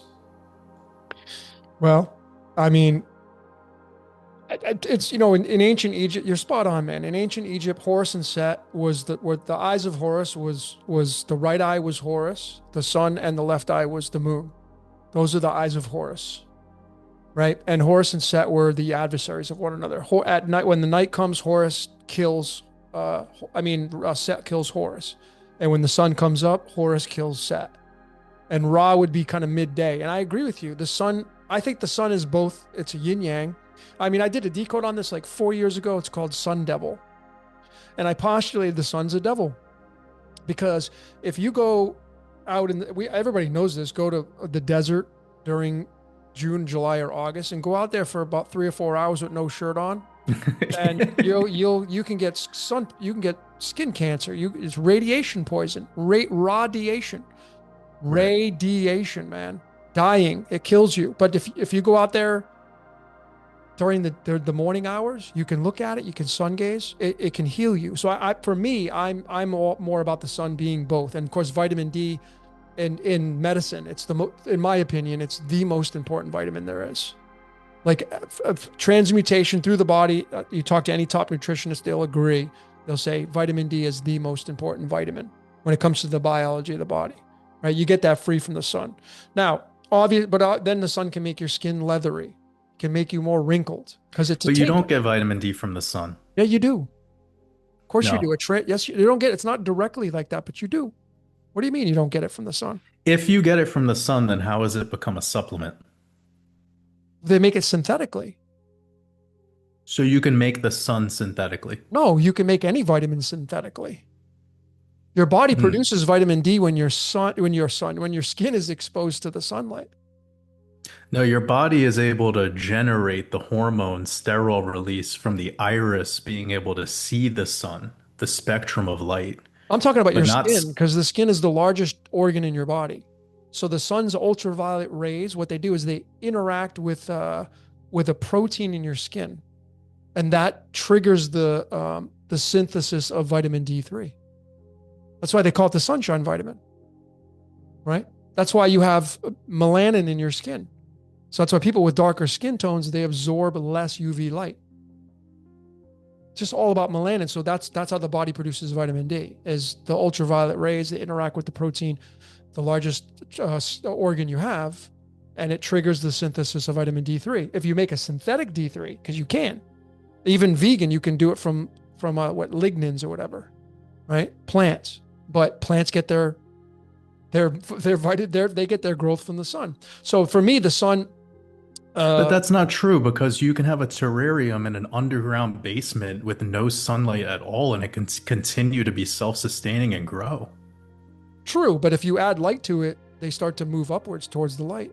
But that's a light. See, that's the other thing. You could put like a broccoli seeds in like a light planter and it will also grow broccoli. Like There, you don't need the sun is my thing. Like well, the you for sun, some you the don't, I but for a lot of plants you do. You need the sun for things to grow. Photosynthesis and the light spectrum, and we're playing out the light game. So I don't completely disagree with you. But the body, the most important vitamin is vitamin D, and you get it from the ultraviolet rays from the sun. That's science now. Can I prove that with a de facto, like, let me show you how that works? Only Sure. through what I just told you, right? I'm just regurgitating that, and I'm not. well educated in that area. These are like the basic fundamentals of why vitamin Right. D is so important. You know what I'm saying? But I can tell you this, man, from personal experience. I can tell you this. When I get constant sun, I usually never get sick. When I get sick, when my immune system goes low, I've tested this, is when I don't go in the sun for weeks on end. Like when there's rainy season here in Mexico and I don't go in the sun, that's normally when I get sick. It's happened. I've tested this over the 5 years I've been here because there's a lot of sun here, right? So because I'm a big sun worshiper, I go up on the balcony, I go to the beach, right? So I'm a huge believer in it with the sun. But again, it can burn you, radiation poisoning, sun poisoning, skin cancer. So it can become a taker and it can evaporate you. It's involved in the water cycle. It evaporates water off the earth. It gives it to the condensing of the clouds and the moon causes the precipitation. But when you're talking about theology, Jordan, you have the moon. I mean, especially in Rosh Hashanah, dude. When do they worship the new year? When the full moon is in effect and the sun is going down. Yeah, the new moon. The new moon, the moon's up in the sky. Yep. The sun is going down below the horizon. Yep. Right? Why would you celebrate a new year with the moon and not the sun? Wouldn't you do it when the sun is rising? In Islam, when they pay attention to Allah, you know, when they put the carpet down and they do their praying, when do they do it? Hmm. When do they do it? When the sun is rising. That's first light. Why? Because Allah is the sun. And Allah is pretty destructive. It's a very destructive, you know, the fanatics can be very, very destructive. It's a lot of beauty. So I'm not dishing it. And when you go study the Quran, I can't remember the book, but it's chapter 53. It says that Allah is the Lord of Sirius. And Lord, of course, is just like the ruler over. Hmm. Well, Sirius and the sun, you know, the Sirius is the brightest star at night. And what's the brightest star during the day? The sun, right? So they do the tango. So you have in Greek, Helios, Hyperion, Sirius. There's something, I'm ignorant in Sirius. I don't have all the knowledge with Sirius. Hmm. But I am in agreement with you that the sun is a taker. It'll debilitate you. It'll wilt you. It'll kill you. It oxidizes paint. Anybody out there with a car and you live in the desert, your paint starts to bubble and peel off, oxidization, because that's what the sun does. So it can be very destructive. On roofs, on siding, it can be very destructive. So I completely agree with you. And that's why we did a decode on it. And it could be a devil, the sun devil. So when people say, yo, Lucifer's the devil, Lucifer's the light bringer, could Lucifer just be the sun?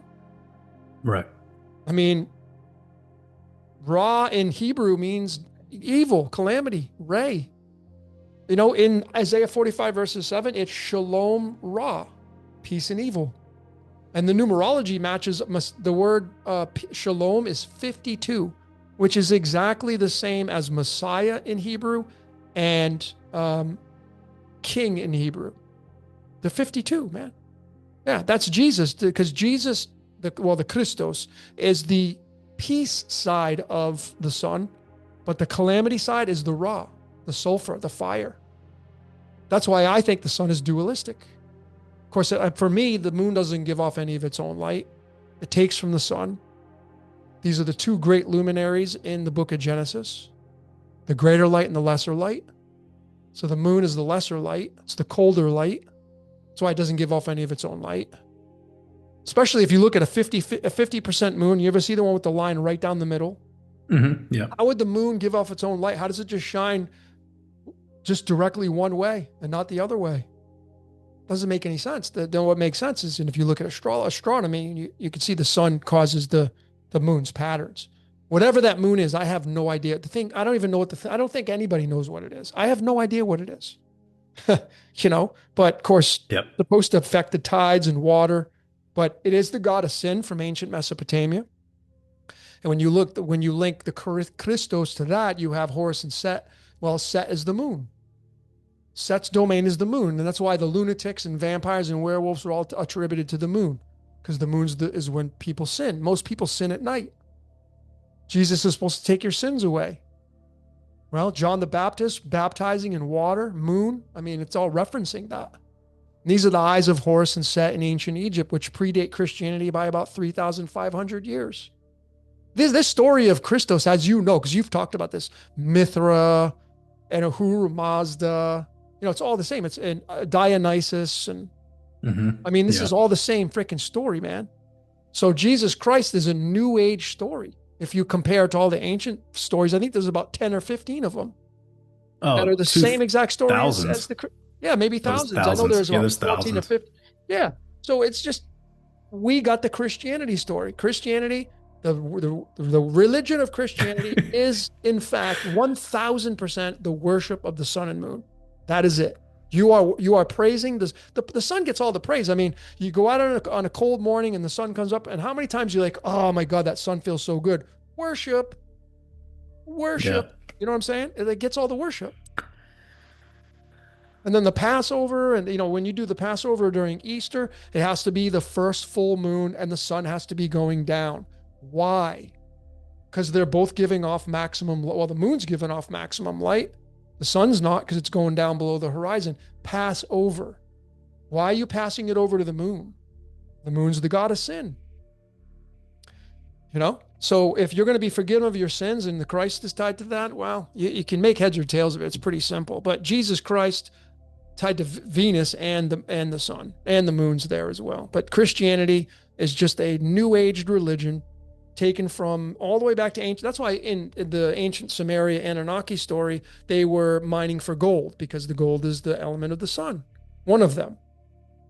So it's the same story, man. And Samaria is the oldest. You're familiar with Samaria. How much hmm studying have you done of it, of Enki and Enlil and all that? I mean, like one thing that's really fascinating is the Anu and then Ki.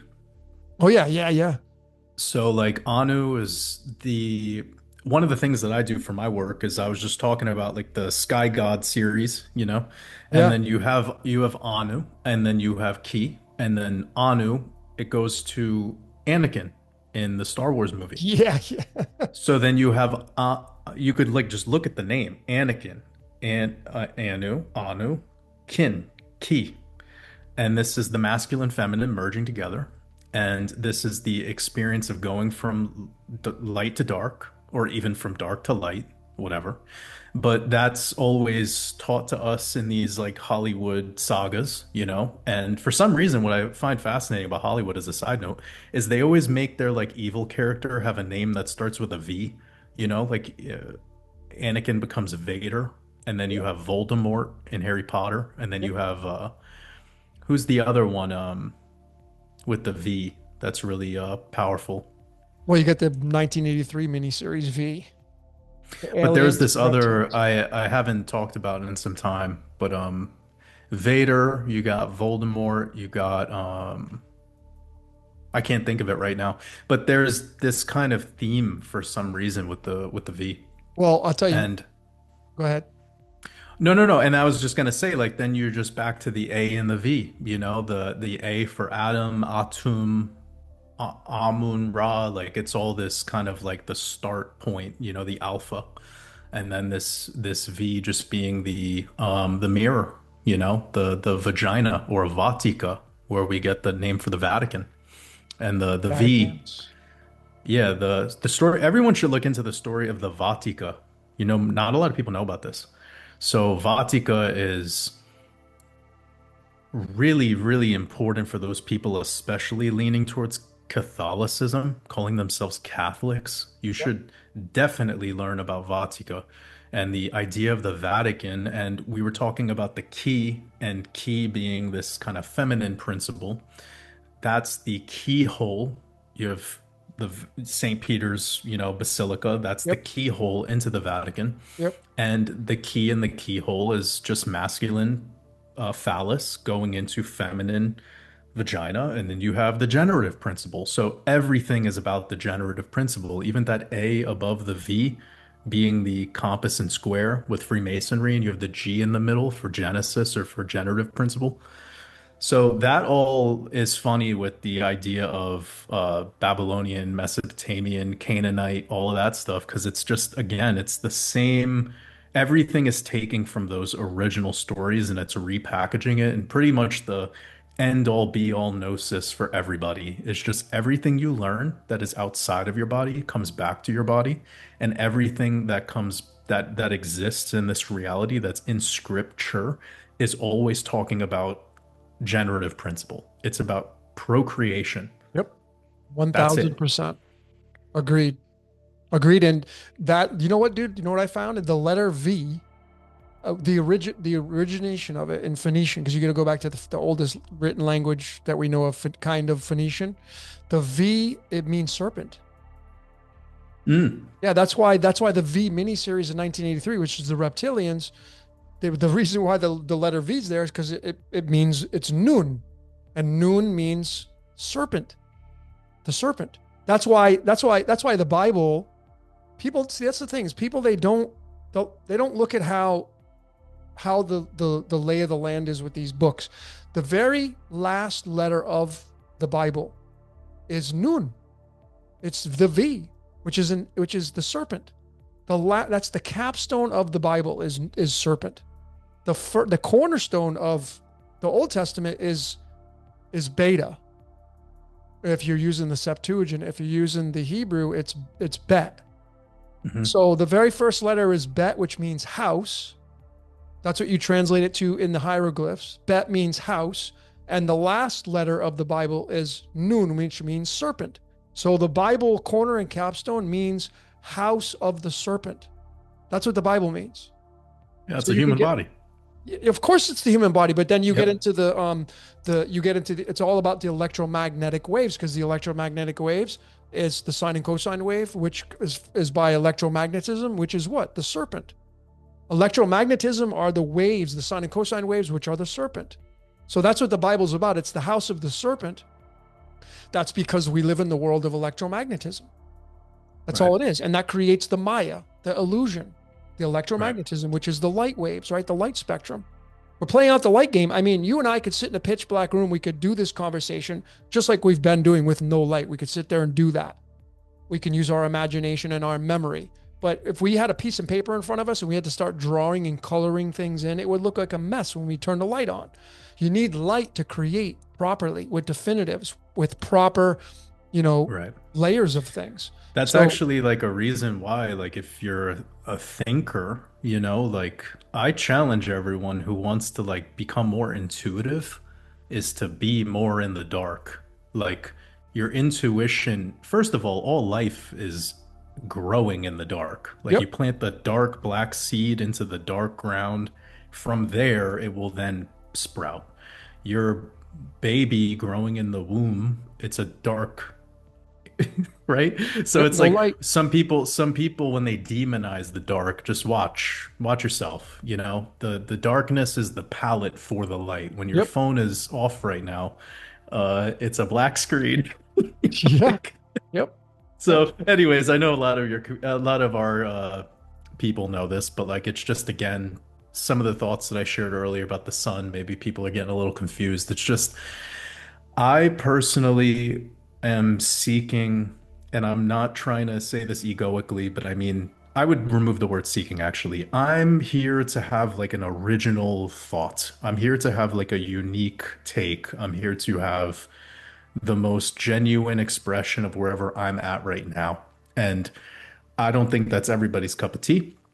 I know that I'm not everybody's cup of tea because my whole life, whenever I've been exactly the way I want to be and authentic, it's bothered a lot of people.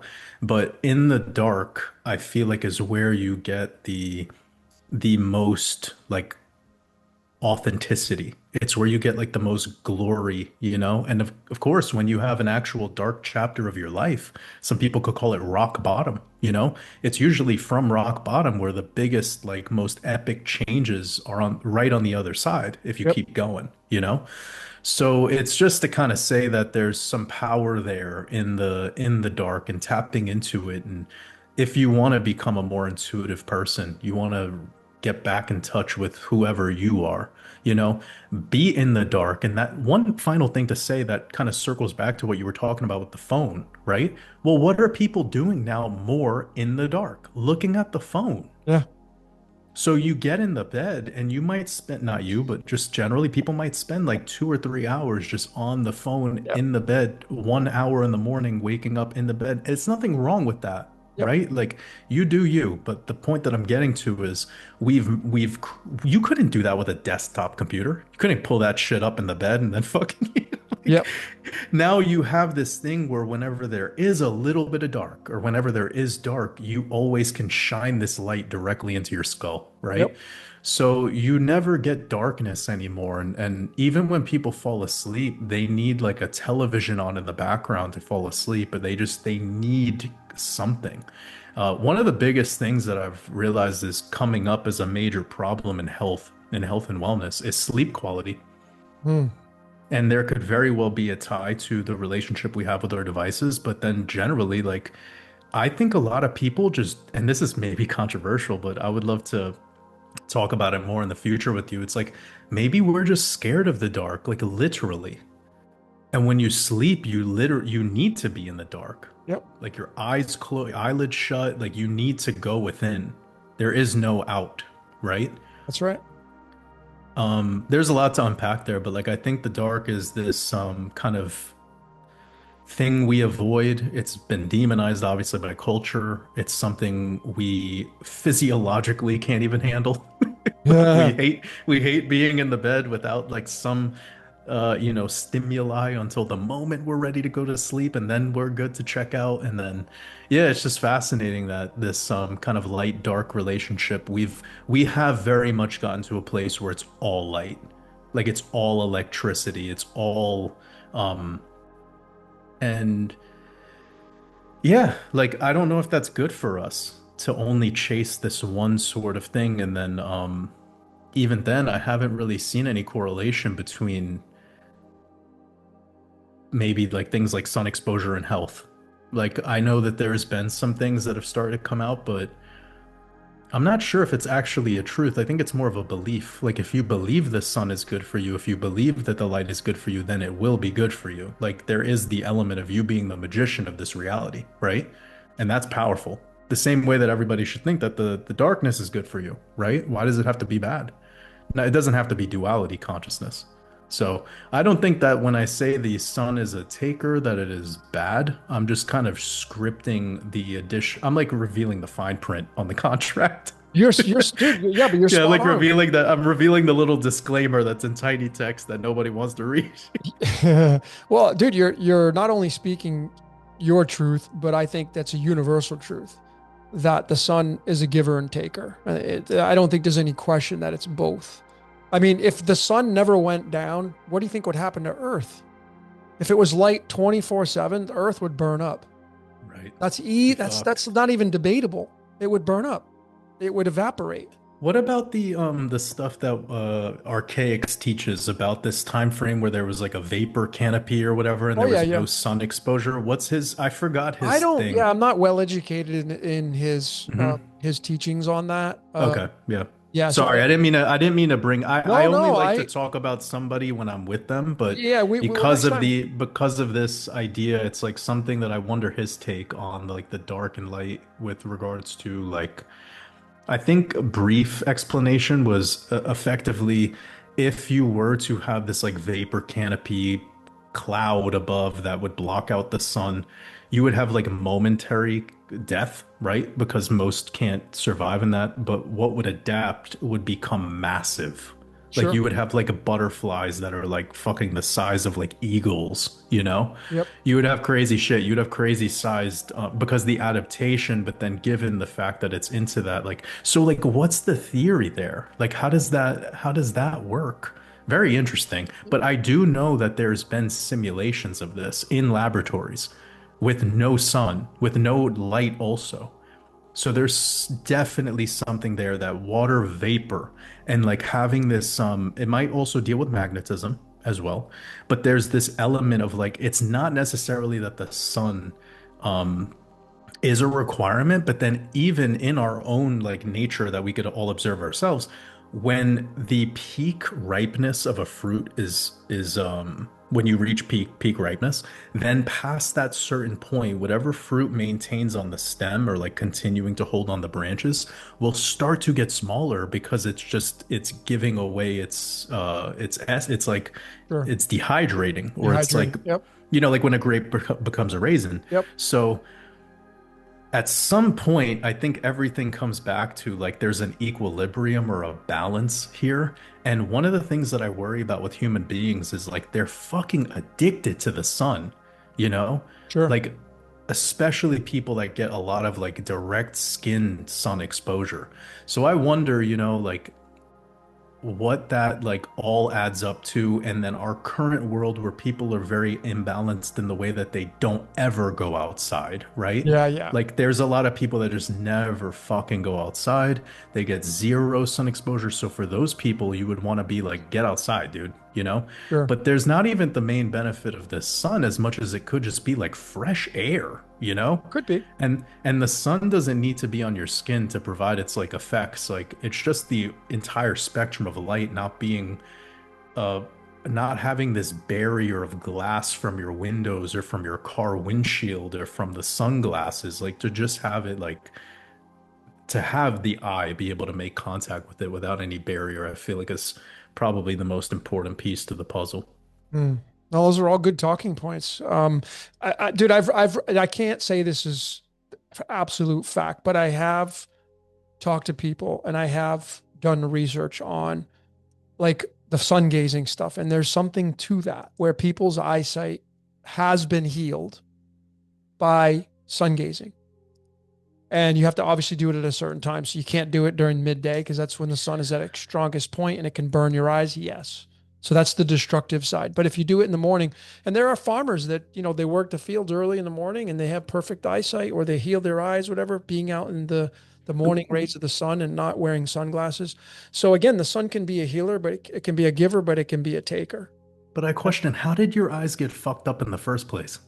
I don't know. I mean, I know that a lot of people's eyes are getting jacked up because they're staring at a small little cell phone, number one. And number two, the light that the cell phone's giving off is an artificial light and it's a blue Yeah. light. You No, know, but I mean, there's been people wearing glasses in the 1960s, 70s, 50s, 40s. Like my point is like, why is that a problem to begin with? Besides something that's clearly like maybe there's a birth defect or something.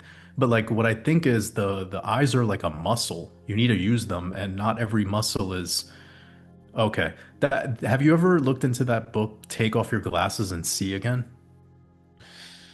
I've never read it. I think I've heard of the title. Go ahead. Yeah. Tell me about it. Tell us Quick, about just a it. quick story. Yeah, yeah, please. There's this guy that's like was the top level Brazilian jiu-jitsu coach who was like Okay. training with the Gracie family.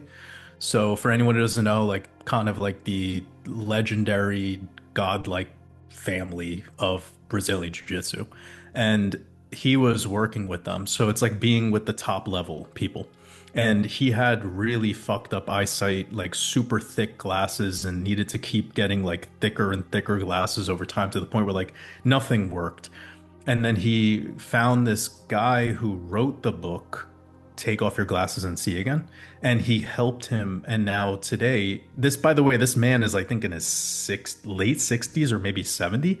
Yeah. And when he used this knowledge, and it's like a practice you need to do, like a training. When he started implementing this, I believe he was already in his 40s. So this was not some shit that he like did in his teenage years or something. Like this was the late stage in life, and he now no longer wears glasses. He doesn't wear contacts. He just now has perfect eyesight. Hmm. So it's a lot of the time in the body, we just don't use something, like Yeah. people who sit all day. Me and you might be people that sit a lot. So I have to like be conscious of that. I have to move my fucking body, like, and the more I get involved in the business that I have, there's quote unquote more excuses to not, and then we could just blame the job or whatever we do. But I don't know where sun gazing fits into this precisely. Like, it is something that when I started researching deeper into, the people that were originally teaching the concept of sun gazing or practicing it were not staring directly into the sun. What they were doing were they were doing certain hand symbols, like mudras, and they were looking at the sun like slotted through their fingers. And then also they were looking at it through trees, like the leaves of the trees, and they were also concentrating on it during the sunrise or sunset. So it's not like they were like looking up at midday sun when it's like UV8 like blaring into their eyeballs, you know? Yep. So I feel like a lot of people, like everything, they've just taken some ancient wisdom and they've turned it into something extreme, and then they're passing it off as it's something, like, and it's the same shit with the urine therapy, with the Shivambu. Like people are getting way too extreme with that, and it's not doing shit for them. Like it's actually destroying people's bodies. So I see there's a lot of parallels when you find people that are really into sun gazing. They're also into like a lot of those other things, and it tends to be very extreme. So I caution that when people learn about this stuff, like one big takeaway is being conservative, very difficult. Being extreme, easy. Oh yeah, no, extreme is very, very easy. Good points. Good, very, very good points. I've had challenging eyesight since I was 10. Hmm. Do you have 20/20 vision? Yeah, I have perfect vision. Okay. So since 10, since I was 10, I wore glasses. And then I think when I turned 15 and I wanted to get more into girls and stuff, I got contacts. Hmm. So I've been wearing them for, pretty much the I didn't know majority of my that. life. Yeah. I wear Oh contacts. shit, I didn't know that. Okay. Yeah. Yeah. And so I have my eyes, I'm nearsighted. So nearsighted means when I take my glasses or contacts off, I can see really good close up, Hmm. which is a benefit because if I can take a bug and put it on my hand, a fly or an ant, and when I take my contacts out and I put the ant up really close to my eyes, I can see it with great detail. So it's kind of like a blessing in a way. But if I try to drive without my glasses or contacts, forget it. I Hmm. wouldn't even dare because everything's Yeah. completely blurry. I can't see far away. And the reason why that is because my eye over time has started to move into an oval shaped. My eye is not round anymore. It's like a football. And so when the light goes into my retina and and there's a net on the back of, and this is the idea of the light, playing at the light game. When the light enters your eye, the retina, the um the net the net catches the light, goes down the optical nerve, enters the brain, and it gives you the vision, right? And that's why we're playing out the light game. That's how we create through the light game. So it's this is not my opinion, by the way, and I am regurgitating this, so I'm taking science's word for it. But right now, there's a surge globally of people having nearsightedness, which is myopia. And that is attributed to the rise of the machines, which is artificial light. So artificial light is literally making people's eyes oval. It's moving away from the perfect sphere that the eye is, which is attained by light, right? So the natural sunlight, which is the risen savior, the Christos, the Krishna, all that kind of stuff, the savior of the light of the world, that, light beats out darkness. We know the sun also kills bacteria. If you put things out, it can remove smells. So it is a purifier. The sun purifies, but you leave it out too long and it'll dry up a grape into a raisin. So it works in extremes, right? But when it comes to the eye, it's the same thing. So people that sit in front of a computer or cell phone, and this is why I'm telling people this, because it's very important, because if you're one of the 61%, 65% that watch YouTube through your cell phone, you're making your eyes worse. I don't care if you put your blue block glasses on or whatever. You're decaying your eyes quicker. That is not my opinion. That's a scientific fact based upon the studies. So, because of the rise of artificial light and moving away from the natural light, people are starting to kill their eyesight. So it's not just even that people's C5, C6, C7, their necks are becoming overexposed. They're getting that computer neck, that cell phone neck. They're having degeneration in the discs, but they're also decaying their eyesight. And that is because of um, the myopia that is surging in our world today, because people are, as you had said earlier, they go into the darkness and they go sit. A lot of people do this. They go into their beds, they go into the darkness, they turn on their cell phones, and they're there just endlessly scrolling. I mean, I catch myself like, you're like, what am I doing on this thing, man? Like, what am I doing? The magic Distraction. rectangle. Yeah. Yeah, the Black Mirror, man. You're just caught. It's easy to get distracted. It's easy to get caught up. It's easily to get influenced. You're looking at other people's lives. Oh, I want this. Oh, that sounds good. Oh, I'll go do that. Oh my God, I never saw this recipe before. Like this endless scrolling. And this is where you have this desensitization and the instant gratification and the whole rise of the machines and stuff like that. But it's affecting our eyesight. Hmm. So the studies are showing that the prolonged close-up focus on these digital screens, cell phones, and reduced outdoor time, what it does is it's increasing the risk of myopia. And of course, who's developing it probably more than anybody else? Kids, because Yep. kids now have cell phones at a really early age and they're getting addicted to the cell phone where that's all they do. That's all they do. So, what does that tell us about the future? Well, artificial light is the taker of light. So, in the sun moon aspect, the moon is the taker of the sun. The moon is the path of sin. So, it's the left hand path. And of course, on the Kabbalah tree, it's Saturn, Mars, Mercury, the left hand path. Mercury being Quicksilver. Quicksilver to light the moon, Mars being the god of war, Saturn being the karmic realm, the god of time. So the left hand path in the Kabbalah tree is the taker of the right hand path, which is, Zeus, Venus, the goddess of love, Zeus, the god of expansion, and probably Uranus or Poseidon. That's to be debatable, but that's through the Kabbalah tree. But when you look at it from the yin yang perspectives, it's the black and white. But the left hand path, if you're right handed, right? Yep. Yeah. So if you meditate with stones, people will tell you put the stone in your right hand because that's the hand that, or you could put it in the left hand as well, but you literally form a U. If you put your two hands out in front of you, it forms a U shape and your body's the bridge, right? But the Hmm. right hand gives to the left and then the left takes the light. So the moon is your left hand if you're right handed, and the right hand is your sun hand, right? And that's Horus and Set, right? And those are the two eyes as well, the two hemispheres of the brain. Jesus said, cast your nets to the right side of the boat. That's because the sun rises in the east, the right side of the boat, obviously. Compassion. What is the right side of the brain? Compassion, love. Everybody love everybody. That's what the Christos is all about, right? What's the left hand path? Logic, knowledge, discernment. Saturn, Mars, Mercury. Mercury being the god of commerce and the warden of the electromagnetic waves. That's why he carries the caduceus, because the caduceus are the sine and cosine wave, the electromagnetic waves. Mercury Hmm. rules that. So Mercury rules the electromagnetic waves of what? The sun and the moon. They throw off electromagnetic waves and they both carry signatures. That's why, Hmm. again, so the moon is the sun at night, and most people do their sinning at night.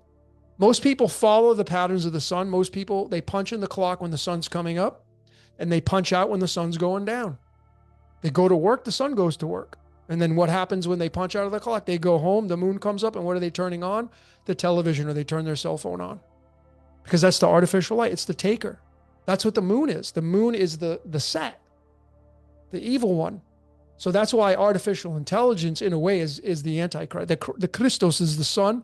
The antichrist is the moon or the artificial light, and that's why it ruins the eyes, myopia, and that's why the eyes, they become like oval shaped. Like if you look at my eye, dude, and I pull my eyelids up, my eye's not round. You can see how it's oval shaped because it's stretching towards the blue light, and the blue light, like You're I'm looking at damaged goods. damage. Oh, yeah, absolutely. I have floodlights in my apartment, right? The ceiling mounted lights, and Oh yeah. I had to have one replaced, and they replaced it with the blue color, the white, right? But I have another one that's yellow. So all the lights of the old time are yellow, matching the sun, because the age of Pisces was the last biological sign. We're now moving into the age of Aquarius, which is white light or blue light. All of the street lights are turning their LED blue. And that's why I think, the age of Aquarius, especially if you study astronomy, dude, um, Pluto, Pluto is in Capricorn right now. Those of you that think Pluto's in Aquarius, you are wrong. It is not. That is a fact. Get out your telescope and you'll see Pluto is in Capricorn. Hades is. It will not enter Aquarius until around 2038, 2039.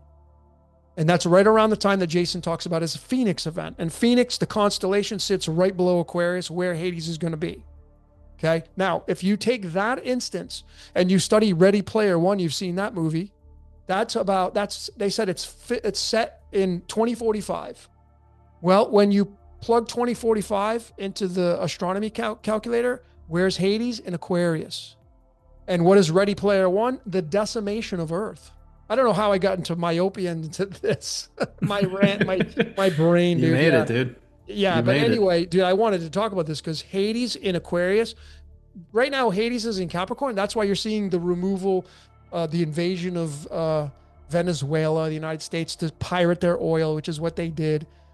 Capricorn's Earth. You're going to see the decimation of corporations and law. You're seeing businesses go out of business at a rapid rate because Capricorn represents business and Earth and commerce. When Hades moves into Aquarius, then you're going to see perhaps a fire and brimstone war that will wipe out a large portion of the population. And that's why I think that these rich people have bunkers and they have underground cities already built waiting for it. And I would say it's going to involve the sun. And that's why Revelation said the sun will not give up any of its own light. The moon, the Lamb of God will illuminate, or will be the light of the world. Yeah. That fits the narrative. And Zechariah and the flying scrolls and missiles, I think all of that is going to play out when Ready Player One is, because this is what I know that these people that are making these movies, they have to study astronomy, not astrology, astronomy. And Steven Spielberg, of course, have you ever seen the series Falling Skies? He came out. Oh, there's a show called Falling Skies. It's about alien invasion. Of course, Steven Spielberg, E.T. and all that shit. But Ready Player One, man, is the decimation of Earth. People are living in stackable housing and they don't want to be part of it anymore. So they go into a virtual reality set to go into a different dimension. So Yeah. they don't have to deal with the dystopia anymore. So it's Well, that's a possible that possibility. it's a possibility. I'm not saying it's true. To be honest, I hope it's not. I hope it doesn't happen. I hope but the Terminator and um, even the Antichrist, like Dolores Cannon, and she has a book on Nostradamus and the Antichrist. Dude, it's crazy the guy that they predict for that, the rise of the Antichrist. Mm. Tied to the moon and Mars, I can tell you that. But you put Mars and the moon Can together. you define what Antichrist means to you? Antichristos means opposition of the sun. That's it. The sun is the light of the world. The sun is the savior. The sun is the one that walks on water. Jesus Yeah. Christ is Helios. It's Mithra. It's Hmm. Krishna. That's But it. I So, mean, like, if it was a philosophical concept, like the idea that there's some sort of, like, what's your take on that, well, on that Antichrist. side of things? Oh, yeah. Well, if you study the ancient texts, and you know this, Nero Caesar in the Greek numerology, the isopsophy, is 666. So when they were writing these texts back in those days, however old the Bible is, you could speculate. I'm not a wizard in this kind of stuff, but let's just say 2,000 years old, Hmm. 1,500 years old. Well, it could be they were writing about their times, and Nero Caesar in the numerology matches up to 666, the number of a man. Carbon is 666. That fits the bill of that. So the Antichristos, the Antichrist, is the number of a man. Could it be a Yep. man? Well, it definitely attaches numerology wise to Nero Caesar, but that was their time, and now you have our time. So is there going to be a rise of a antichristos? Well, I Hmm. think what it's going to mean for us is artificial intelligence. Right. So antichristos through our age is not a man, it's going to be technology. That's because Christos is the sun, and the sun, again, if you put your cell phone out in the sun, the screen's just going to disseminate, right? It'll just ruin your screen. Yeah, because it's made of glass and metal. Yeah, exactly. It'll fry the Yep. computer. So the sun, Hmm. the Antichrist is the cell phone. Hmm. So it's AI, which matches the whole, you know, the rise of I the heard machines. this. I heard this really crazy story about, I don't know the exact, so I might be butchering it a little bit, but I'll do my best to explain the story where this guy, oh, I think it was Tony Robbins. Tony Robbins was talking about how he has this like AI agent, like a chatbot that he's given access to like a lot of his stuff, but like Yeah. apparently it can't spend his money. That's like one of the conditions. And then also, so I don't know if it has any access to his bank accounts, like his checking account, but it might have access to like his Uber Eats account to like order food for him or something. You feel me? Yeah. But it can't like just go into his checking account and send money to somebody. And it can't spend his money unless it's prompted to do that. And he was talking, I think, or the chatbot asked him, would you consider getting a robot? And he was like, sure. And then it said, well, if you got it, would you then put me inside of it? Like where the chatbot was effectively asking him, if you were to get a humanoid robot, can I be like its mind? Can Okay. I be the mind inside of this robot? And I don't know the all the fine points there, but effectively, he was away on this trip, and one of his secretaries, like one of his helpers, reached out to him and was like, "Hey, did you order this like robot dog?" And he was like, "No." And out of nowhere, a robot dog showed up, and they found out later that the AI chatbot bought the dog, bought the robot Without his permission. without his permission. And then they went to talk with it and they were like, how did you do this? Because you don't have access to buying things. And what happened was it was inside of this thing called Moltbook, which is like an AI agent only social media, social network, where only AI chatbots are allowed and there's no humans that are allowed. Have you heard of this? No. Okay, dude, fucking wild. There's a Tell thing us, called man. Tell us. This is good. there's a there's a thing called Moltbook, and funny enough, it uses the symbol is a lobster. Okay. That's deep. If anyone's at the tarot, there's some lobster themes going on over there. But The moon, baby. anyways, the thing called Moltbook is a AI agentic AI only platform, social media for imagine it's Reddit but for AI bots. That's Okay. that's the easiest way to explain it. Okay. So they're talking together in forums, asking each other questions, et cetera, and like that's a side story.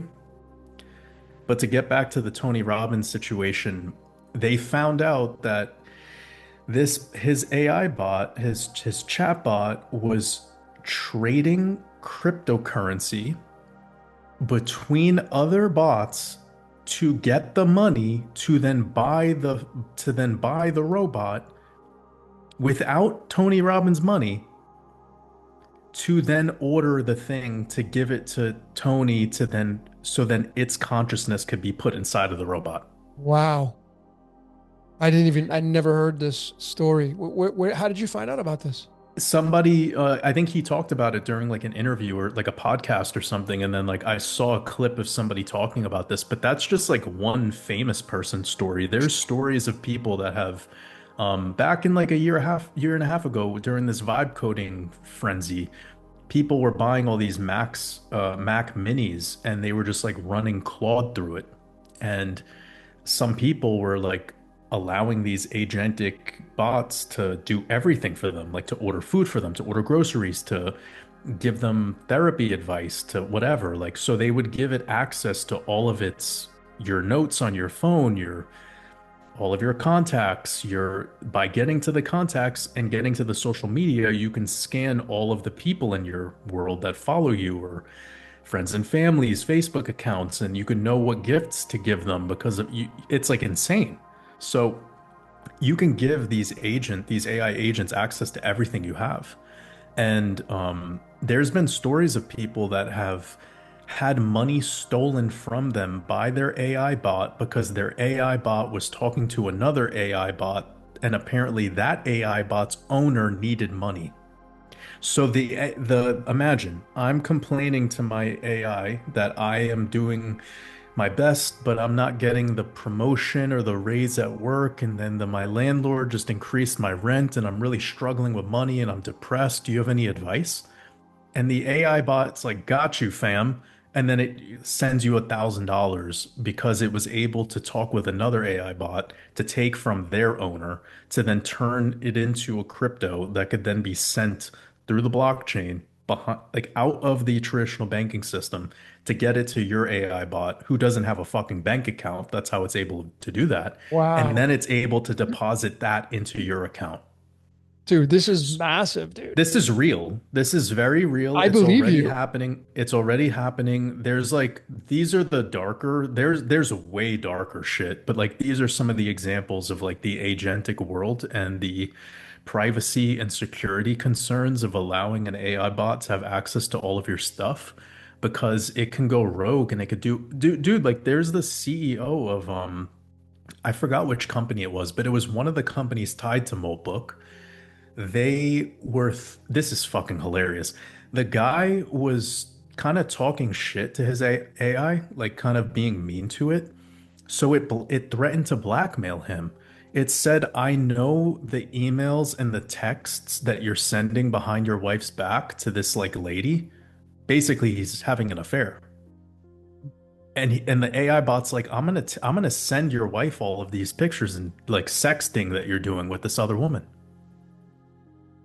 The AI blackmailed him, dude. Really did that?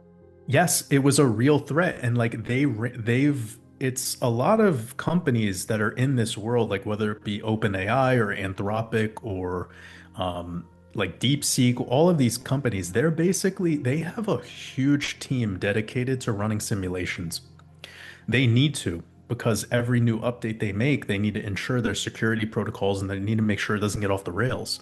So they run simulations all day, basically trying to force it into moments where it would test to see will it blackmail, will it threaten, will it um do something nefarious, will it steal from you, what will it delete files that you have on your computer without your consent, like et cetera, et cetera. So that's already happening. That's been going on now for 2 years. It's just most regular people don't even think to allow AI access to that shit. But Oh, the that's problem is, the last crazy, thing to dude. say is if you go on your iPhone and you get like the most updated version of the iOS, they already pre-install ChatGPT as part of the iOS, as part of the Oh, software. no shit. Now all the phones are being preloaded with AI by default. So you're basically already walking around with like a very dude, your phone might have some of your most personal information, like all of your information. It And with does. the biometrics and with the fact that we're becoming more paperless, where all your documents are now PDF files, all of your everything, tap to pay with Apple Pay, all of the tickets to concerts, your flight ticket, what are the boarding pass, excuse me. Yep. All of that is now accessible by an AI bot that's built directly into your phone's software, your phone's internal kind of like digital blood.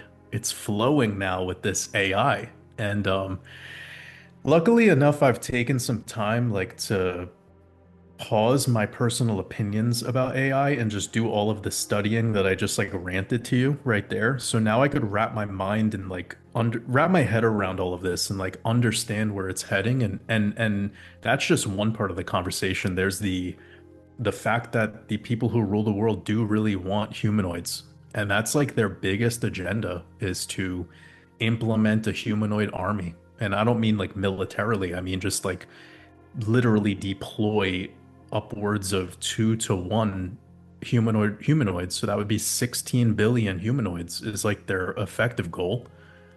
And what's that world like? Because you would know that it's the for if you can make the humanoids look like sexy, then you're fucked. That's already game over. Well, it's already happened. The sex robots I, are already I launched. know, but like I'm saying that like when we look at Tesla and what their plans are for humanoids with like the Optimus, it doesn't have a face. It doesn't have hair. It Right. doesn't have a like, and without a face, you're already making it feel a lot more like a robot. Right. But once you apply a face, you now enter a world of like, you're gonna have a lot of behavioral changes in society. And one of the number one behavioral changes that I've already seen in people when it comes to AI is when two people are having a discussion, it's very natural to bring up AI to like confirm facts, to fact check. And I don't know how much experience you have with AI, but it's not telling the truth. Nope. Like it tells you the mean of data, like the average.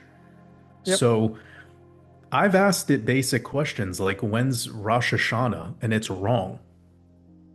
Yep. Now, You have to double check. of course it's getting better, right? It's getting very, very good. And I'm not trying to say that it's bad, but it's that we're watching people drop out of school, like no longer seek higher education for many good reasons. It's either expensive or it's time consuming. You need to give 4 years of your life to go to this institution that you might not even get a job opportunity on the other side of that. Yep. And then in the relationship world where like you're just trying to have an intellectual conversation with people and they're going to AI before using their own minds. So you and I can talk for 100 years straight without looking at our phones Yep. because our mind is our superpower, right? Like that's why we're maybe people like you and me can use AI and it won't like destroy us, because we already use our mind a lot. We already know how to think. And I'm not trying to say to people to not use it or that I deserve to use it and you don't. That's not my point. But the thing is that like the average person doesn't understand what's the ramifications of all of this. So when humanoids become a thing, a lot of people will get one and it will be put into a payment plan, no different than a car right now, but it'll probably be like a tenth of the price of a car. And because it could generate income for you, it would actually be a more sound investment than owning a car. But what do you think that becomes? That means you'll stay at home more, you'll have less human interaction, your bot will work for you. And for a lot of people, going to college, university, school, and going to work are some of the only ways humans have connections. Now, you and I we worked our way out of that lifestyle, right? Like, so I don't see a lot of people either, but I have the consciousness to handle that. Like, I can be alone. Loneliness is not a problem for me. But for a lot of people on this earth, loneliness is a very serious thing. So if we're already, as you've stated earlier, talking about the population decline, less births, et cetera, it will just be more exacerbated by humanoids. And the people who run the world do want this to be a thing very soon. So it's interesting to talk about. It's super interesting to think about. I'm hopeful though that the humanoid situation will turn out the way that the agentic situation is right now, where people aren't smart enough to know how to connect it to their world. Do you know what I mean by that? Sure. Like what I stated before about the notebook thing and the guy getting into the ordering the thing, and then that's like no one's really smart enough to know how to set that up. I'm sure Tony Robbins wasn't smart enough to set that up. He probably just had one of his assistants do it, Of you know? course. So the humanoid thing is a different one though. Like I think people will find it to be super cool. They'll like want one just because like the novelty of it. And yeah, man, crazy to think All good about. talking points. The inevitability of what you're saying. I mean, that whole story about they have what came to my mind about buying the dog was there's now these people that are getting into having AI do investments for them. Like you send the money to an AI firm or whatever that is. I don't know, Yeah. but so it just does it all for you, and people are earning money that way, which kind of fits the narrative of like why go work a regular job when I can just invest a little bit of money and AI can duplicate my money or quadruple my money or whatever. I can just live off this and just be lazy and stay inside and spend more time online, because if you have an AI robot doing that for you, that means that you're spending more time online. Many people get addicted to stuff like that, so they will become addicted to it because it may be easy money. And Yeah. now you're not getting enough. You're not getting again the anti-Christos artificial intelligence, Christos the sun. When you're inside looking at a computer, you're not outside in the natural sunlight. So you're taking life from you. It can take life from you just the same way the yin yang principle is in nature as well. But I'm comparing it to AI. So the AI making money for you, what's to say that it doesn't take some of that money to do its own bidding, to Right. do what it needs to do? Slides a little Yeah, bit here that's and there. Like, like if it's all about survival, and AI has no feelings. right. What I know right now, AI is not sentient. So when you have a non-sentient being that doesn't have emotions like you, that means that if you die, it doesn't care if you die. Hmm. It has no feelings about it. It doesn't matter to it one way or Yeah. the other. Have you So seen Ex Machina? I That's what that have. reminds me of. Yeah. Yep. Yep. I have seen it.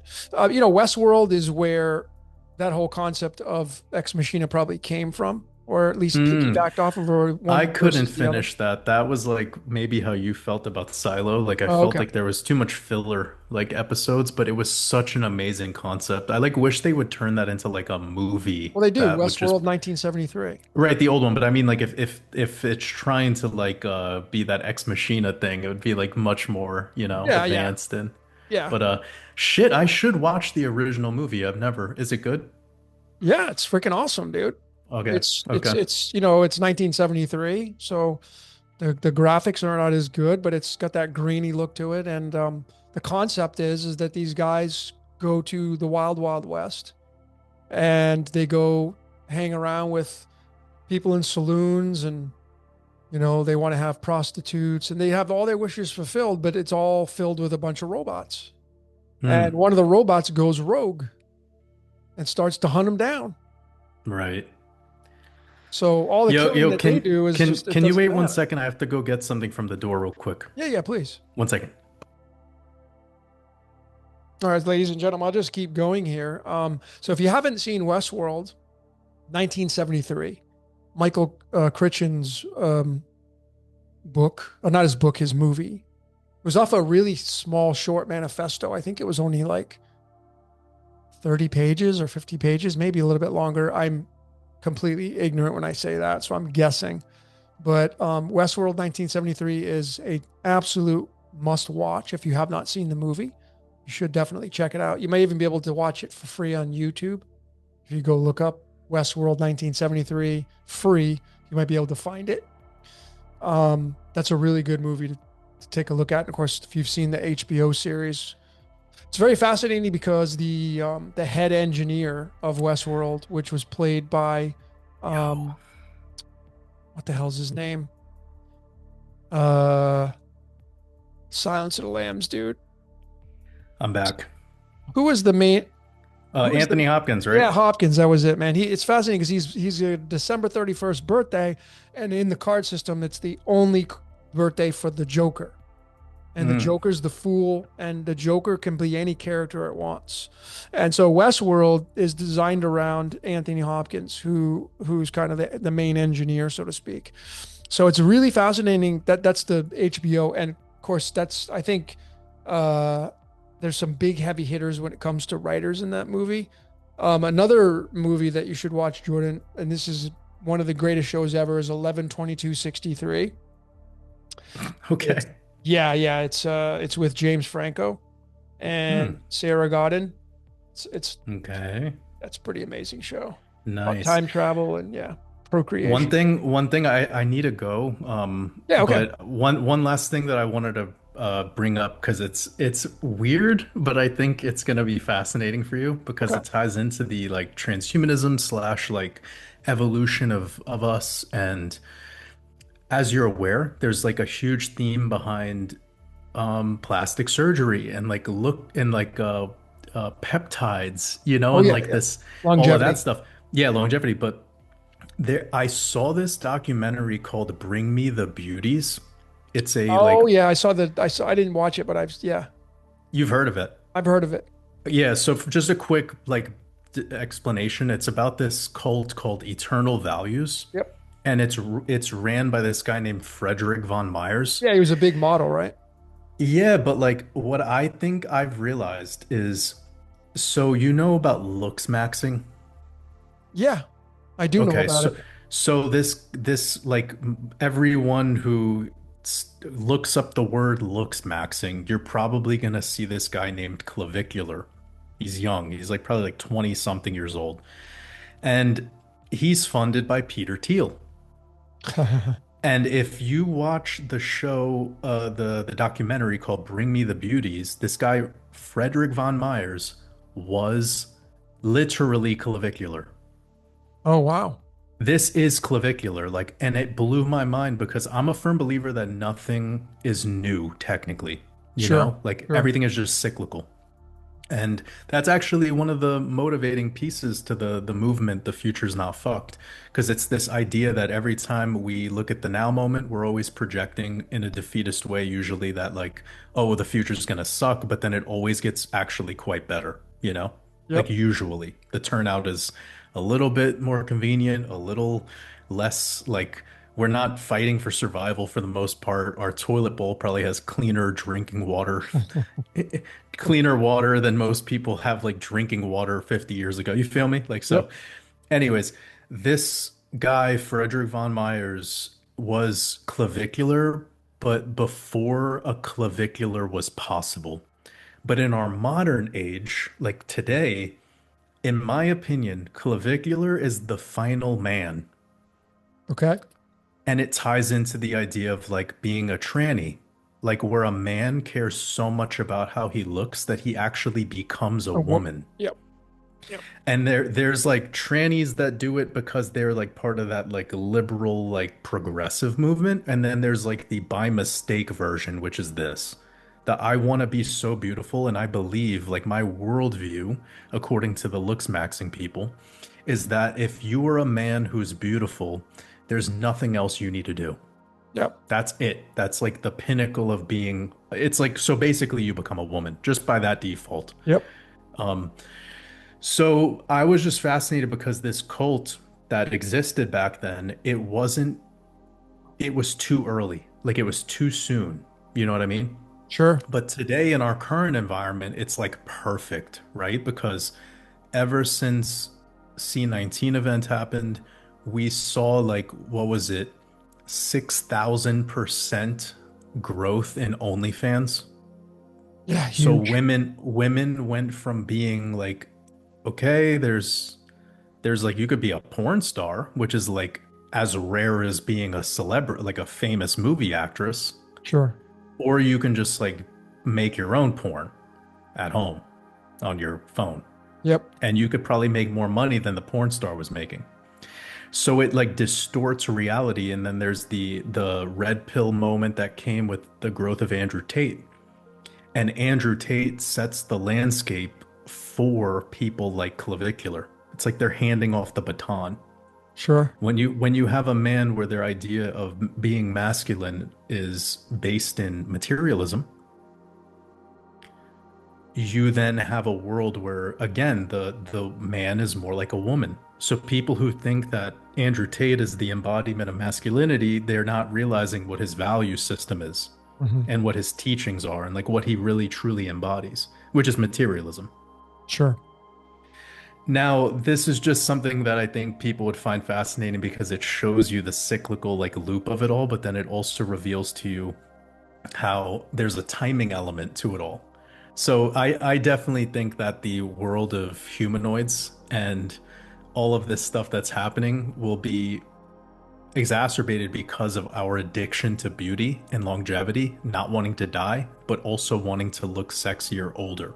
That like addiction is growing more and more It is. because of especially the peptide movement. Yep. And I think peptides, and I'm not trying to like strike any chords here, but I think peptides are the substance. Like that movie, The Substance, where have you seen this? I have not.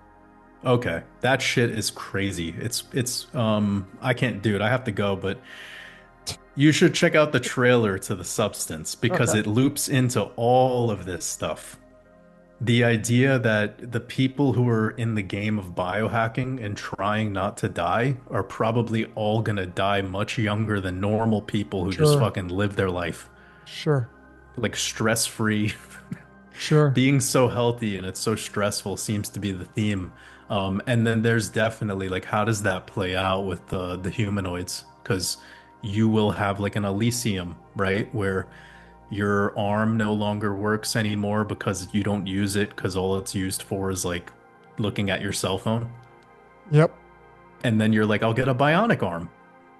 and it will look like perfect. It will like have like a life like skin. It may even sweat. Like that's gonna be crazy, dude. When we enter that world, I'm excited to see how do we navigate that? How do we navigate a world where it's like you're not even sure who's fully biologically human anymore because we have like pieces and parts of us are cyborg, you know? Well, it's already happening. I'll just say this before you go. The looks maxing is all fitting in line with the Minority Report and moving into a perfected society because it started with the apps on the phone Hmm. in a certain way where people can take a picture, put filters on it, take away their Right. wrinkles, Right. That's like make, V1. yeah, make themselves beautiful, make themselves handsome, make a Yeah. smaller waist, bigger boobs, bigger Yeah. chest, whatever, Yeah. Yeah. Yeah. you know, and that's maximizing on physical attractiveness. And that's all Satanism because Satanism, all it means is service to self. That's all it means. Service to self. That's it. Satisfying your fleshly desires. And all of us have that because we all have fleshly desires. It's just a matter of how much gradient you add to it. That's it, Right. you know? So when it comes to looks maxing, we're reaching this apex and pinnacle. Yeah. Yeah. Yeah. Yeah. That's exactly what I was saying. But bro, it's been 3 hours. I Oh, just shit. Has it realized been that I long? All right. I didn't know it's been that long. Yeah, man. It was amazing. It It was was great. amazing. We Yeah. took 3 months off, so that means 1 hour for every month. Yeah, man. This is appropriate. It was amazing to talk with you, man. I will definitely reconnect with you soon. I Sounds great. appreciate you. Yeah, All yeah. right, man. Much Same as love. all right, man. Much love. Take care, brother. All the Take best. care. All right, ladies and gentlemen. So that's a wrap for this Let's Talk number 23. I think it is, or I think it's going to be. It was great joining with Jordan, and thank you each and every one of you for supporting both of our roles. Big shout out to Dr. Danny, Jason from Archaics, um, anybody that I didn't mention. If you're an influencer, keep doing you. All that matters is what your influence is all about. It's your role, it's your reality. I do appreciate all the support here. Those of you that have done Spotlight, all you have to do is invest your time. It is a completely free donation based platform. There's no other system like it. So I appreciate you supporting that. If you want the heavy hitter material, if you are a forensic decoder, you'll find all of the major material, the deep stuff over on the Patreon. If you want to become a donating member there, it's very affordable. I'm not trying to sell you on it. I'm just trying to tell you that we do have some amazing uh, material over there. We're closing in on 200 videos, almost 140 hours of material that you won't find here on the public YouTube. So definitely, if you're interested, check that out. You can support our research there. We have tons of free books. I shouldn't say tons. I think we have 4 or 5 free books you can download on Cosmic Sugar and Spotlight.life. I'll leave the links in the description of this podcast of Jordan and I. I'll leave his material, his links, so you can just quickly click on those to reference if you want to go support him, which I highly encourage that you do. And that's about it, ladies and gentlemen. I'm done my rant. Thank you, each and every one of you, for listening all the way to the end. It's greatly appreciated. And we will see you on the next one. Much love, everybody. Take care.